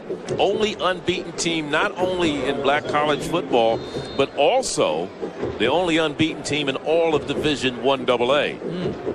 Grambling, Alabama State, and of course later on this evening you'll be seeing Bethune-Cookman playing the Aggies of North Carolina A&T right here following our game on the U. It is third down. Pass inside, touchdown! Touchdown to Kevin Francis. He beat Travis Rayford 4-6, 17 yards. And they can take the lead. Remember, Anthony Johnson has missed 2 PATs today. A&M grabbing momentum of this game with the touchdown strike. Kelsey Luke just being really efficient, throwing and running the ball. And the point after is good, and Alabama A&M takes their first lead of the ball game. They had it tied at 16. They trailed 22-16. They now lead it 23-22. Kelsey Luke completes his 9th pass. This one for 17 yards for 6.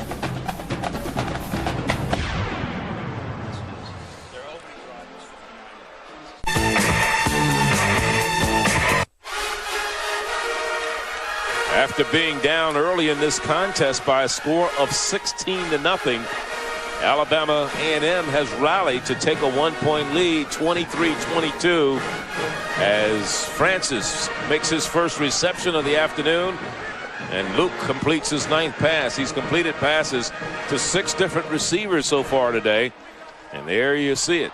The drive, 11 plays, 76 yards, and they used up a good bit of time off the clock, 4:56. Here's the kickoff by Osorio.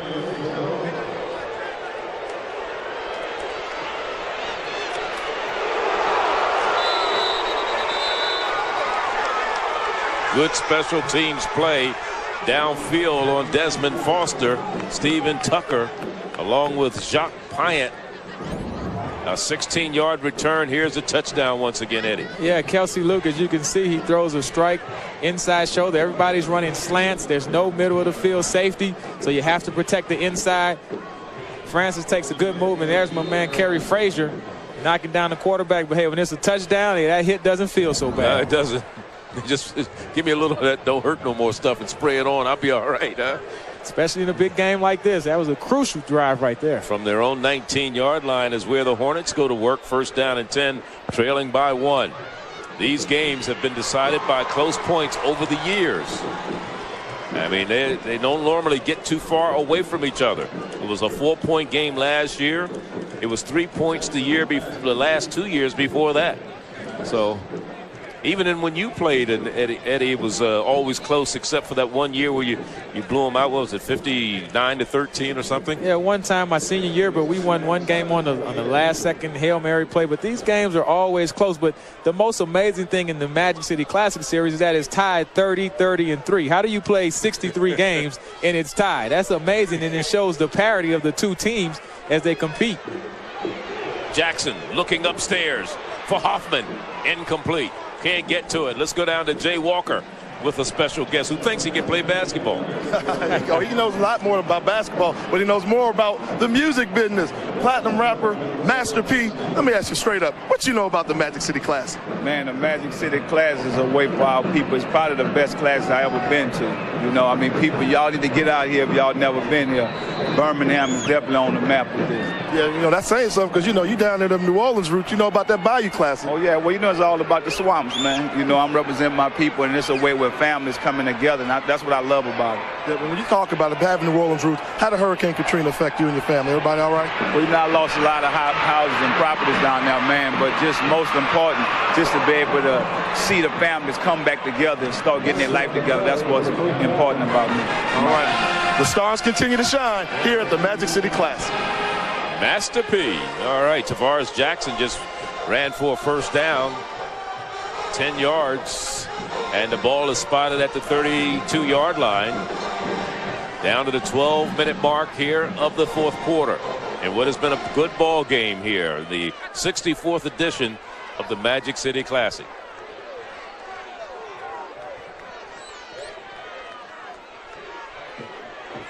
Little screen out to the left side. And here's Randolph cutting back, still on his feet. Randolph finally dropped, but not before he gets it all the way down to the 30-yard line of Alabama A&M. Jimmy Richardson finally gets him from behind, but you saw a 39-yard gallop by the big fella, 232-pound Robert Randolph. And that's the same play that they scored the touchdown on earlier with Keldrick Williams. It's the screen play. All of the formations are set to one side. As you can see, once the big fella gets in the open field, nobody really wants to tackle a guy that big and that low to the ground, running that hard. And he gains the big play, and that can get Alabama State going as we end this game into the 4th quarter. This drive started at their own 19. They're trying to put together an 81-yard drive. Jackson to Robert Randolph once again, and Randolph down to the 25-yard line, a gain of 5. Remember, we said they've been using Randolph in the alternating quarters. Keldrick Williams played the 3rd quarter and the 1st quarter. Randolph played the second and the fourth. And let's go down to Jay, where you talk about Master P, talking about this classic. There's some other great classics, aren't there, Jay? Oh, they're special all over the place. You know, this is debatable now, but we're coming up with a list we call the top 5 black college classics out there. A lot of this is with attendance. The Florida Classic, you can't go wrong being in Florida, that great weather and over 70,000 fans. The Bayou Classic in New Orleans, which you heard Master P talk about, which will be in Houston, Texas this year. And I think actually this game right here is one of the top ones. And here's a pass to Alvance Robinson. He's sandwiched at the 11, but he has the first down. In the red zone. Let's finish that, Jay. Well, you got the Circle City Classic, which is probably the only one of the top 5 that brings in 2 different teams every year, and they pack the house. Magic City down here, in-state rival, Alabama's finest, and the State Farm Classic down in Dallas, Texas, between Grambling and Prairie View A&M. Arguably, those are the top 5 classics in black college football. Charlie, what do you think about that? Were they in any kind of order? Attendance was one of the keys, but you know me, I like to eat, so I judge it by the food kind of. New Orleans, I get that gumbo. Yeah, but I think barbecue. I think this one should have been right up there, about number 2 or 3. Yeah, I like that gumbo though, Charlie. First down. Jackson going to the air, incomplete. Hoffman, the intended receiver, on the near side, covered down there by Steven Tucker. Going for the mismatch with the tall guy, Slim Hoffman, 6'6" guy. Put a little more air on that ball, and I think Hoffman will have a time to adjust and get his head around. You can see Tavares with the quick play fake, and just too much on a ball is on the line drive. He just has to get up a little bit higher, and he can jump. He's a tall guy who's also an athlete, has a real big throwing target, but you just have to give him a chance to catch it. 7th play, make this the 8th play of the drive. Ball at the 12, it's 2nd and 10. They can get a first down without scoring. Alabama A&M extremely stingy in the red zone all year long. Robert Randolph stopped immediately by Tucker, along with Molasta Hill, number 90, up there to make the stop defensively. Charlie, we talked Awesome about one.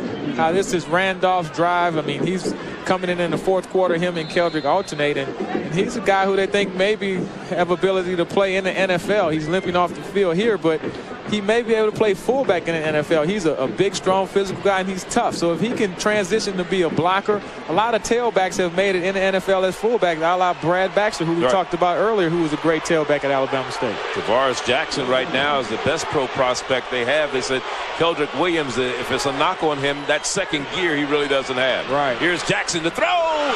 It should be a first down.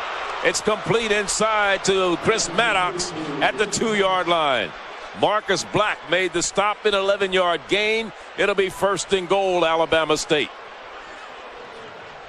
Alabama A&M leading the country and stopping folks on 3rd down, but Tavares Jackson really doesn't care. He steps up. He's too poised of a player to give him that type of time. You let him sit back there and bake a pizza, look around and see who's open, he's going to hurt you every time. They were 5 of 13 now on 3rd down conversions. Full house backfield. And it goes to Randolph. And Randolph, they don't get the signal. He is down before the goal line. Maybe a yard and a half, and that's it. He limped off with a bad ankle, but there's 8 minutes left in the game, and it's the Magic City Classic. There's no bad ankles at this point. You have to get back out there and try to punch this ball in for the score. Randolph, a big physical guy. They just get into that T formation and slam him up inside, and that's a big task for the defense to stop a guy that big into the goal line when he only needs a yard or 2 for the touchdown. This drive has consumed over 5 minutes off the clock. And right now, it's Lynch, along with Randolph and Keldrick Williams in the backfield, and now a timeout's being called by Alabama A&M. Broski Towns wants to get things under control here. They've been pushed down the field. This drive started at their own 19-yard line. They've already used 80 yards and consumed over 5 minutes off the clock. So they want to settle things down. Remember, Alabama A&M plays Grambling State next week at home, and then they go to Mississippi Valley and they close out the season against Tuskegee. Alabama A&M will play Jackson State at home. They travel to Alcorn and Prairie View. And tonight, a full day of college football action concludes with a meeting of 2 teams from the Mid-Eastern Athletic Conference. It's the Wildcats from Daytona Beach and Bethune-Cookman College going up to Greensboro, North Carolina to take on the Aggies of North Carolina A&T. It's college football prime time right here on ESPNU tonight at 7 Eastern. And for more information, log on to ESPN.com. Bethune-Cookman has a young man by the name of Eric Weems. He's a kid you really want to keep your eyes on, while North Carolina A&T has won 4 of the last 6 meetings between those two teams. Right now it is 2nd and goal. Lynch, Williams, and Randolph in the backfield. And now we have a flag. Before the play started. You can only go half the distance to the goal line if it's on the defense. And half the distance wouldn't be about the size of a quarter right about now, because they're right on the inch line. Send up there. Oh, big penalty. 5 yards. It's against Alabama State. That ball, illegal snap on the center. The center is picking the ball up and moving it. 5-yard penalty. He's still checking out. Darren Dunson. Let's look at the drive and how they've marched down the field. That is Alabama State from their own 19. Big run by Tavares Jackson there. And then the running back, Randolph, picks up some big yards. And then the pass in the middle to Maddox. And they're down there, and it's still 2nd and goal. But instead of being at the 1, the ball is at the 6 now.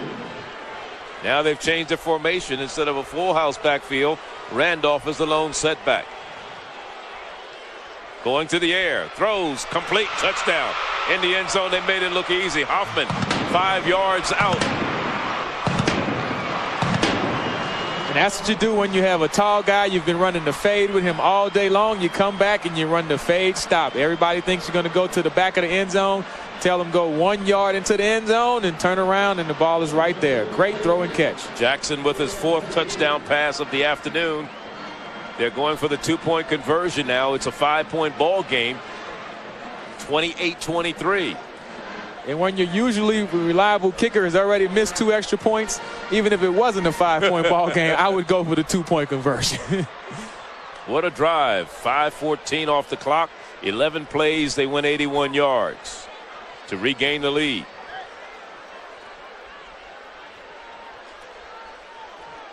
Lone setback is Randolph.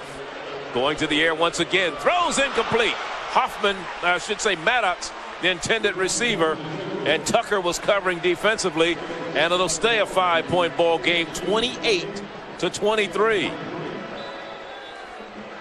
Let's look at the touchdown pass once again. Hoffman, he made it look easy with his 5th catch of the afternoon.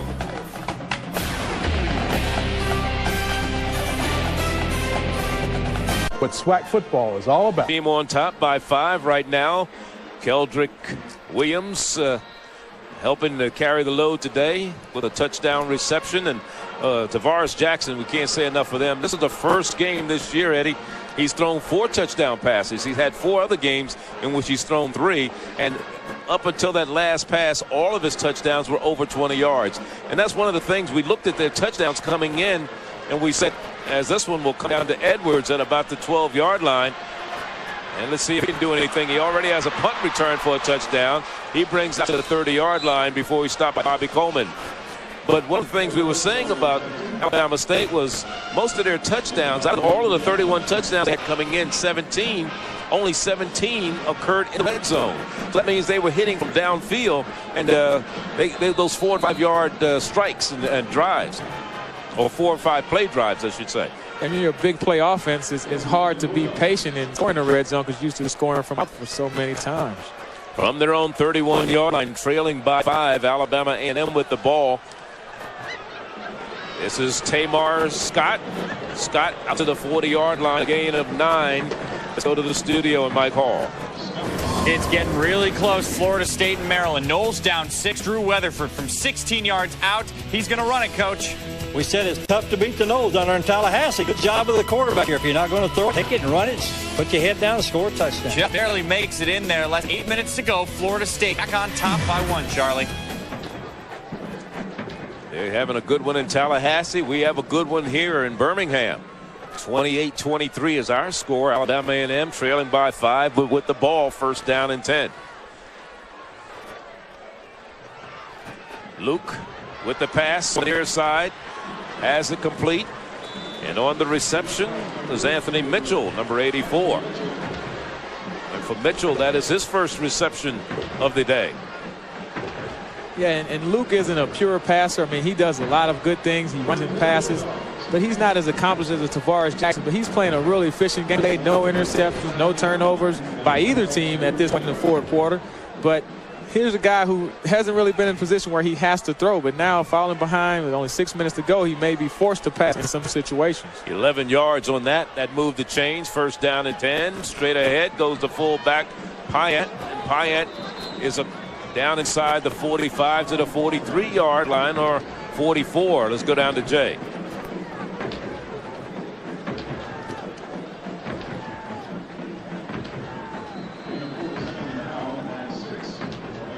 End, he also was the roommate of Doug Williams on road trips, so he was always picking the offensive mind's brain, and he said he learned valuable lessons from Joe Gibbs and Joe Bugle, but his overall #1 mentor, the legendary coach Willie Jeffries, who was a pioneer in the black coaching ranks.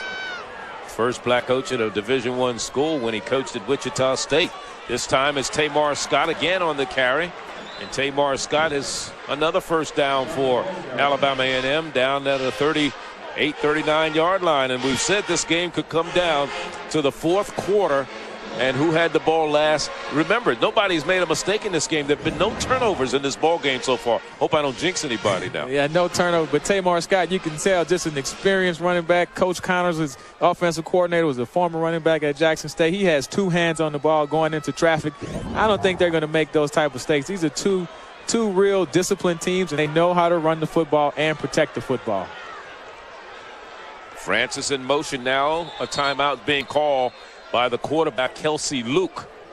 Started his college career at Auburn. His brother, Nick, who's not in the lineup now, started his college career at Alabama. And they both wound up here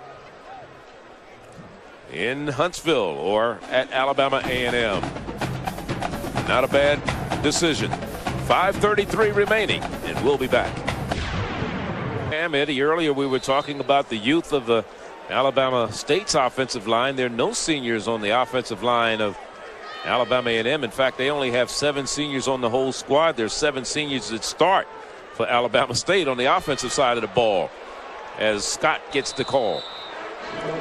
Yeah, let's look at the last time that Alabama A&M had the ball when they went all the way down the field and scored. On Luke's 17-yard pass to Francis, it was a 76-yard drive.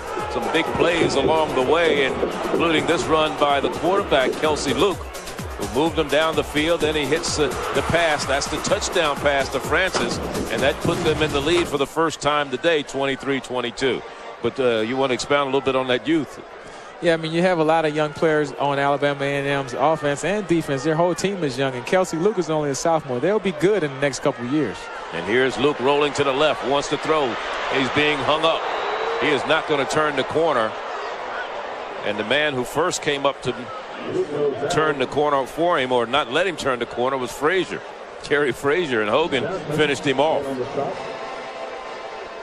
-4 yards. Let's look at the quarterback comparison so far today. Here it is, 10 of 19. Luke 123 yards, a touchdown, with Tavares Jackson 20 of 34, 298 yards, 4 touchdowns, and the most important stat for both of these quarterbacks, no interceptions. Yeah, and Tavares Jackson, he's just a seasoned vet. I mean, he's the polished passer and ready for the next level. Kelsey Luke is still learning, but he's still playing a good, competitive game, not making any mistakes. And Luke is back to pass on 3rd and long. Throws it wide open. 20-yard line, first down, Alabama A&M.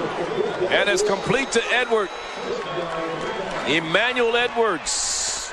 Desmond Foster was the man on the stop, a 21-yard gain. Kelsey Luke says, take that, Tavares Jackson. I mean, he has a lot of time back there. When you give a quarterback this type of time, they're running the comeback route, a deep curl, wide open. The safety sat too deep, wasn't able to make a play on the ball. First down, Alabama A&M. At the 20-yard line with 3:45 to go. They've talked about the wide receivers being underachievers in the past for Alabama A&M. This year, they haven't been. Here's a pass inside the 10, first and goal. Still on his feet as number 84, Anthony Mitchell. First and goal, and it's good for 18 yards. And Mitchell coming off the bench with a big play. And A&M is doing a good job of running these hitches and slant routes, quick throws, easy throws for the quarterback. Just run after the catch. Magic City Classic, I want to get in the end zone from 10 yards out. I'll make people miss and do whatever it takes. First and goal. Jamar Scott, no, the quarterback keeps it, throws it. Incomplete. Close to being intercepted down there by Foster. He got his hands on it. The pass intended for the tight end, John Smith. And I don't know how Kelsey Luke even got this ball out of his hands. I mean, the pressure was coming hard on the outside, and he was just fortunate to get it up in the air and not take the sack. As you can see after the play fake, I mean, he has to throw it real quick. The pressure's in his face. Big guy trying to make an attempt at it. Just good that it wasn't a negative play for A&M in that situation.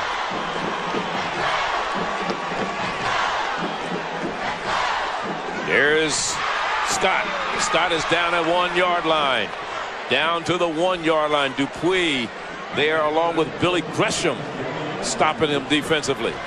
Tamar Scott already has 1 touchdown on the day, is looking for another one. Remember, on the 2 two-point conversions that Alabama A&M had, they ran the quarterback option both times. So maybe Kelsey Luke will keep the ball in his hands once again and try to get this touchdown for A&M. And he does keep it and go straight ahead.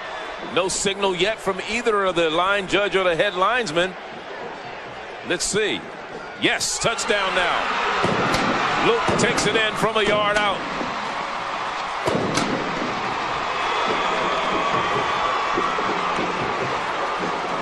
Great drive by Alabama A&M in response to the score by Alabama State and Tavares Jackson. Big defensive team here, Alabama A&M, but Kelsey Luke showing a lot of poise on the last 2 drives, putting 2 touchdowns on the board for A&M here in the 4th quarter. After neither team scored in the 3rd quarter, we've had 3 touchdowns here in the 4th quarter. That was an 11-play, 69-yard drive, and another impressive clock performance by Alabama A&M. In fact, for both of these teams, this one 5:16 off the clock. For the 2-point conversion once again, Alabama A&M. And here's the quarterback on the option. Pitches back. Walking into the end zone is Scott for 2.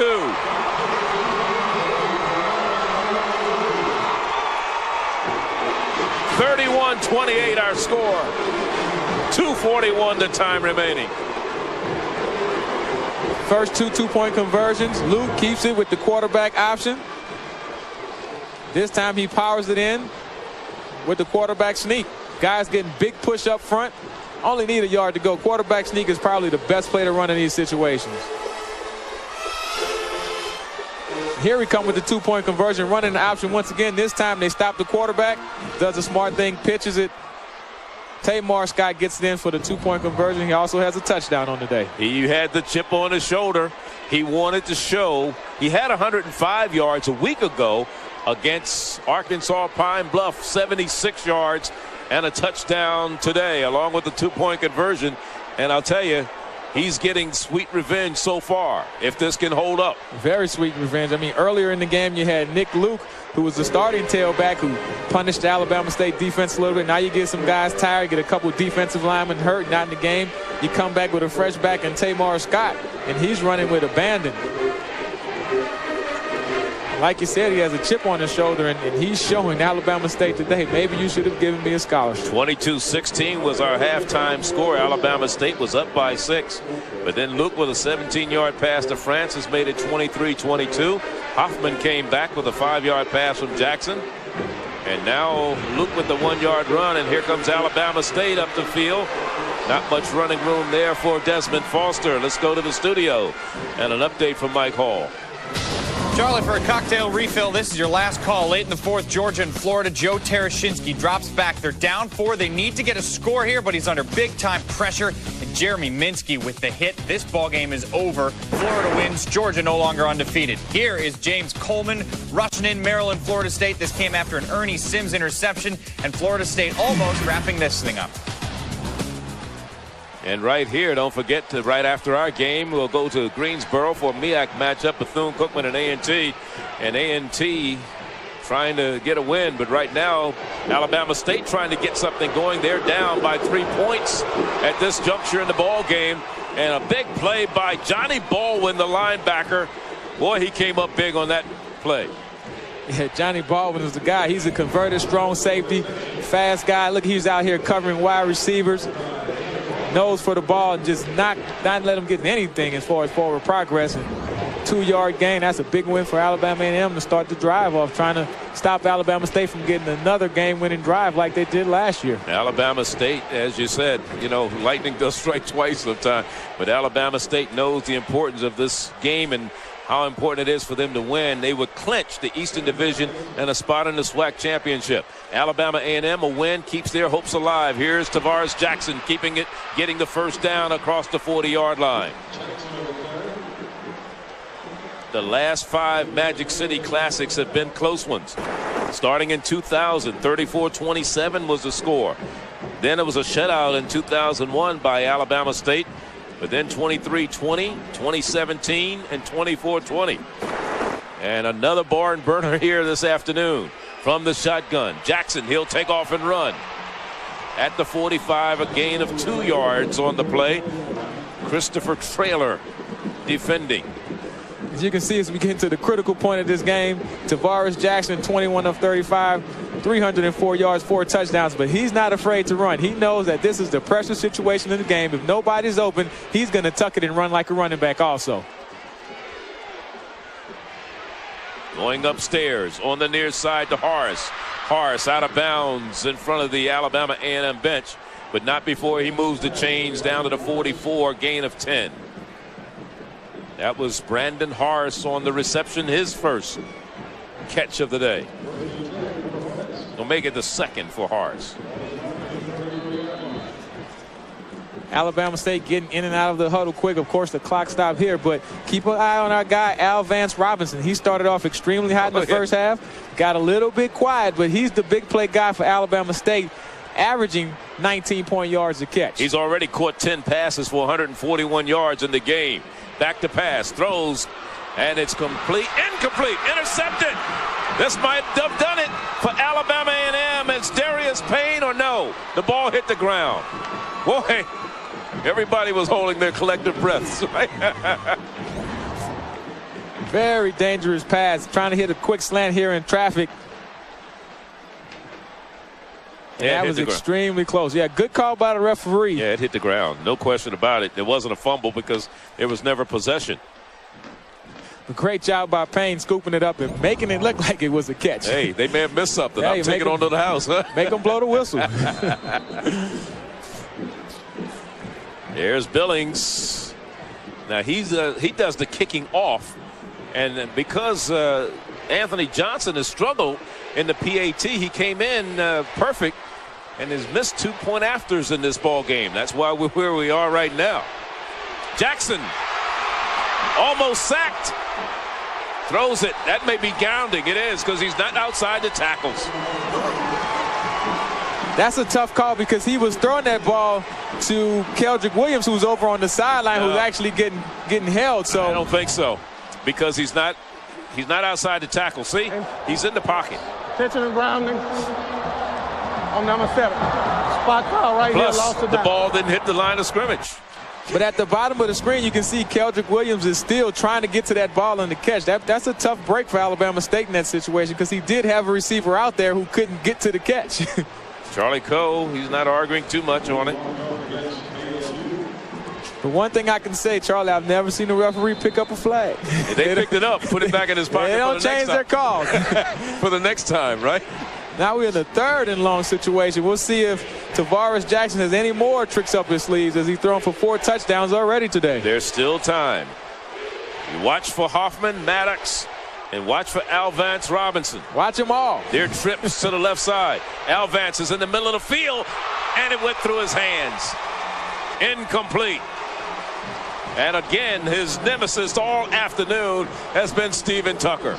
Yeah, Steven Tucker all over the place. Al Vance, man, very accomplished receiver, but this is a tough catch, but he has to make this catch. 3rd down and long, end of the game. Can't look for the hit in this situation. You're going to get hit anyway. You have to pull it in. It is his 4th down and 24 for a first down. 46 seconds to go. This could be it for the unbeaten conference record for Alabama State. They had reeled off 6 straight wins after losing their season opener against MEAC school, South Carolina State. 3 wide receivers to the bottom of your screen, 1 to the top. 4th down. Here it is. Little Bomarewski here. Alvance Robinson, he won't get to the first down marker. A&M comes up with the ball. It'll go over on downs. Now flag goes down, but this will be a dead ball flag after the play. But they had the completion. Great try. Tried the old Music City Miracle, like the Tennessee Titans ran. Trying to the lateral, the Cal Stanford play. Hook and ladder, as they call it.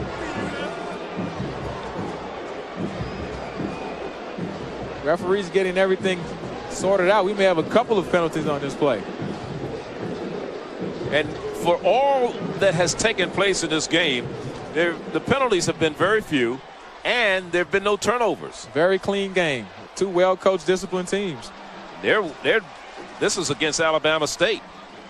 So the ball is going to go toward their goal line. Dead ball foul. Personal foul against number 3 in the black. After the change of possession, we're going to penalize 15 yards. First down. Maddox. Let's look at the play once again. The completion. And it was to Maddox. Yeah, when it's 4th and 24, you're just trying to run some good concept. I mean, trying to throw a ball underneath and have an option back to Tavares Jackson. Too much speed on Alabama A&M's ball club to fall for that type of play. And they're just going to run the clock out. Timeouts remaining. Alabama State has 2 left, and they can use them here. And I'm sure they will. The clock down to 31 seconds. And Charlie, you know, we talked about all of the different Black College Classics, which one was the best one. And I think this is, to me, is why the Magic City Classic is probably the best classic, just because of the competitiveness of the 2 teams. Both teams are 30-30-3, which looks like Alabama A&M will now take a 31-30-3 mark. But still, you got to have a classic in a rivalry. Both teams have to be competitive throughout the years. A lot of fan excitement. You see Master P, LL Cool J, all of the different stars come out here. Great tailgating. And in the Magic City, Birmingham, just a great place to have a football game in late October. And now we got to see is what was going to happen in terms of what it's going to take for Alabama A&M to have a chance at going to the SWAC championship. It tightens up the race, this game right here, I tell you. Because Alabama A&M has to play Jackson State, Alcorn, and Prairie View. We're going to be back here in December for the championship. And he's already said we're going to be back here in December. That was Ali Searcy, senior out of Atlanta. Don't forget, coming up right after our game, we'll take you to Greensboro, North Carolina for the BIAC matchup. The Wildcats of Bethune-Cookman against the Aggies of North Carolina A&T. But what a game it's been here in this 64th edition of the Magic City Classic. Last year, it was Alabama State who rallied late in the game after trailing 20-17 to come back and win it. And this year, Alabama A&M, they trailed in the game 16-0, and then they were trailing 28-23 with 8:06 to go. And they drove 69 yards in 11 plays. Luke capped it with a 1-yard run, and that made it 31-28. Let's look at the remaining schedule for these 2 schools. First, Alabama A&M, Jackson State. That'll be at home. They close out the season on the road at Alcorn State and then at Prairie View. Alabama State, in the meantime, their remaining schedule, they play Grambling next week. That game you'll see here on the U. Then they'll go to Mississippi Valley, and then they'll close it out on Thanksgiving Day. We'll see them down in Montgomery at home when they take on Tuskegee. That's homecoming. Yeah, that's the Turkey Day Classic, one of the oldest, if not the oldest, black classic, and always a big game for Alabama State also. So with no timeouts left for Alabama State, Alabama A&M does what a lot of people didn't feel they could do. They came in, the underdogs in this contest. They go away victorious with a win by a score of 31-28. Congratulations to Coach Anthony Jones, teammate of Doug Williams with the Washington Redskins. They come away after rallying from 16 points down. Our final score, Alabama A&M 31, Alabama State 28. for Jay Walker, Eddie Robinson, and all of us here at ESPNU. Charlie Neal saying so long from Birmingham. 31-28 the final. Now let's join Mike Hall in the studio. Once Grambling catches the ball, they have to stop him there and provide pressure. If you put pressure on Bruce Eugene, that's where they feel that they can win today's ball game. Charles, you mentioned the 31 touchdown passes this year. He throws a touchdown every 5th completion that he makes. Just a phenomenal number for the senior. Out of the shotgun, fakes the handoff to Abquine. He's going to throw deep right away, and it is dropped at the 21-yard line. And a big drop there by Clyde Edwards. Quan, Rogers, Edwards, Morris, and Abney are your backs and receivers.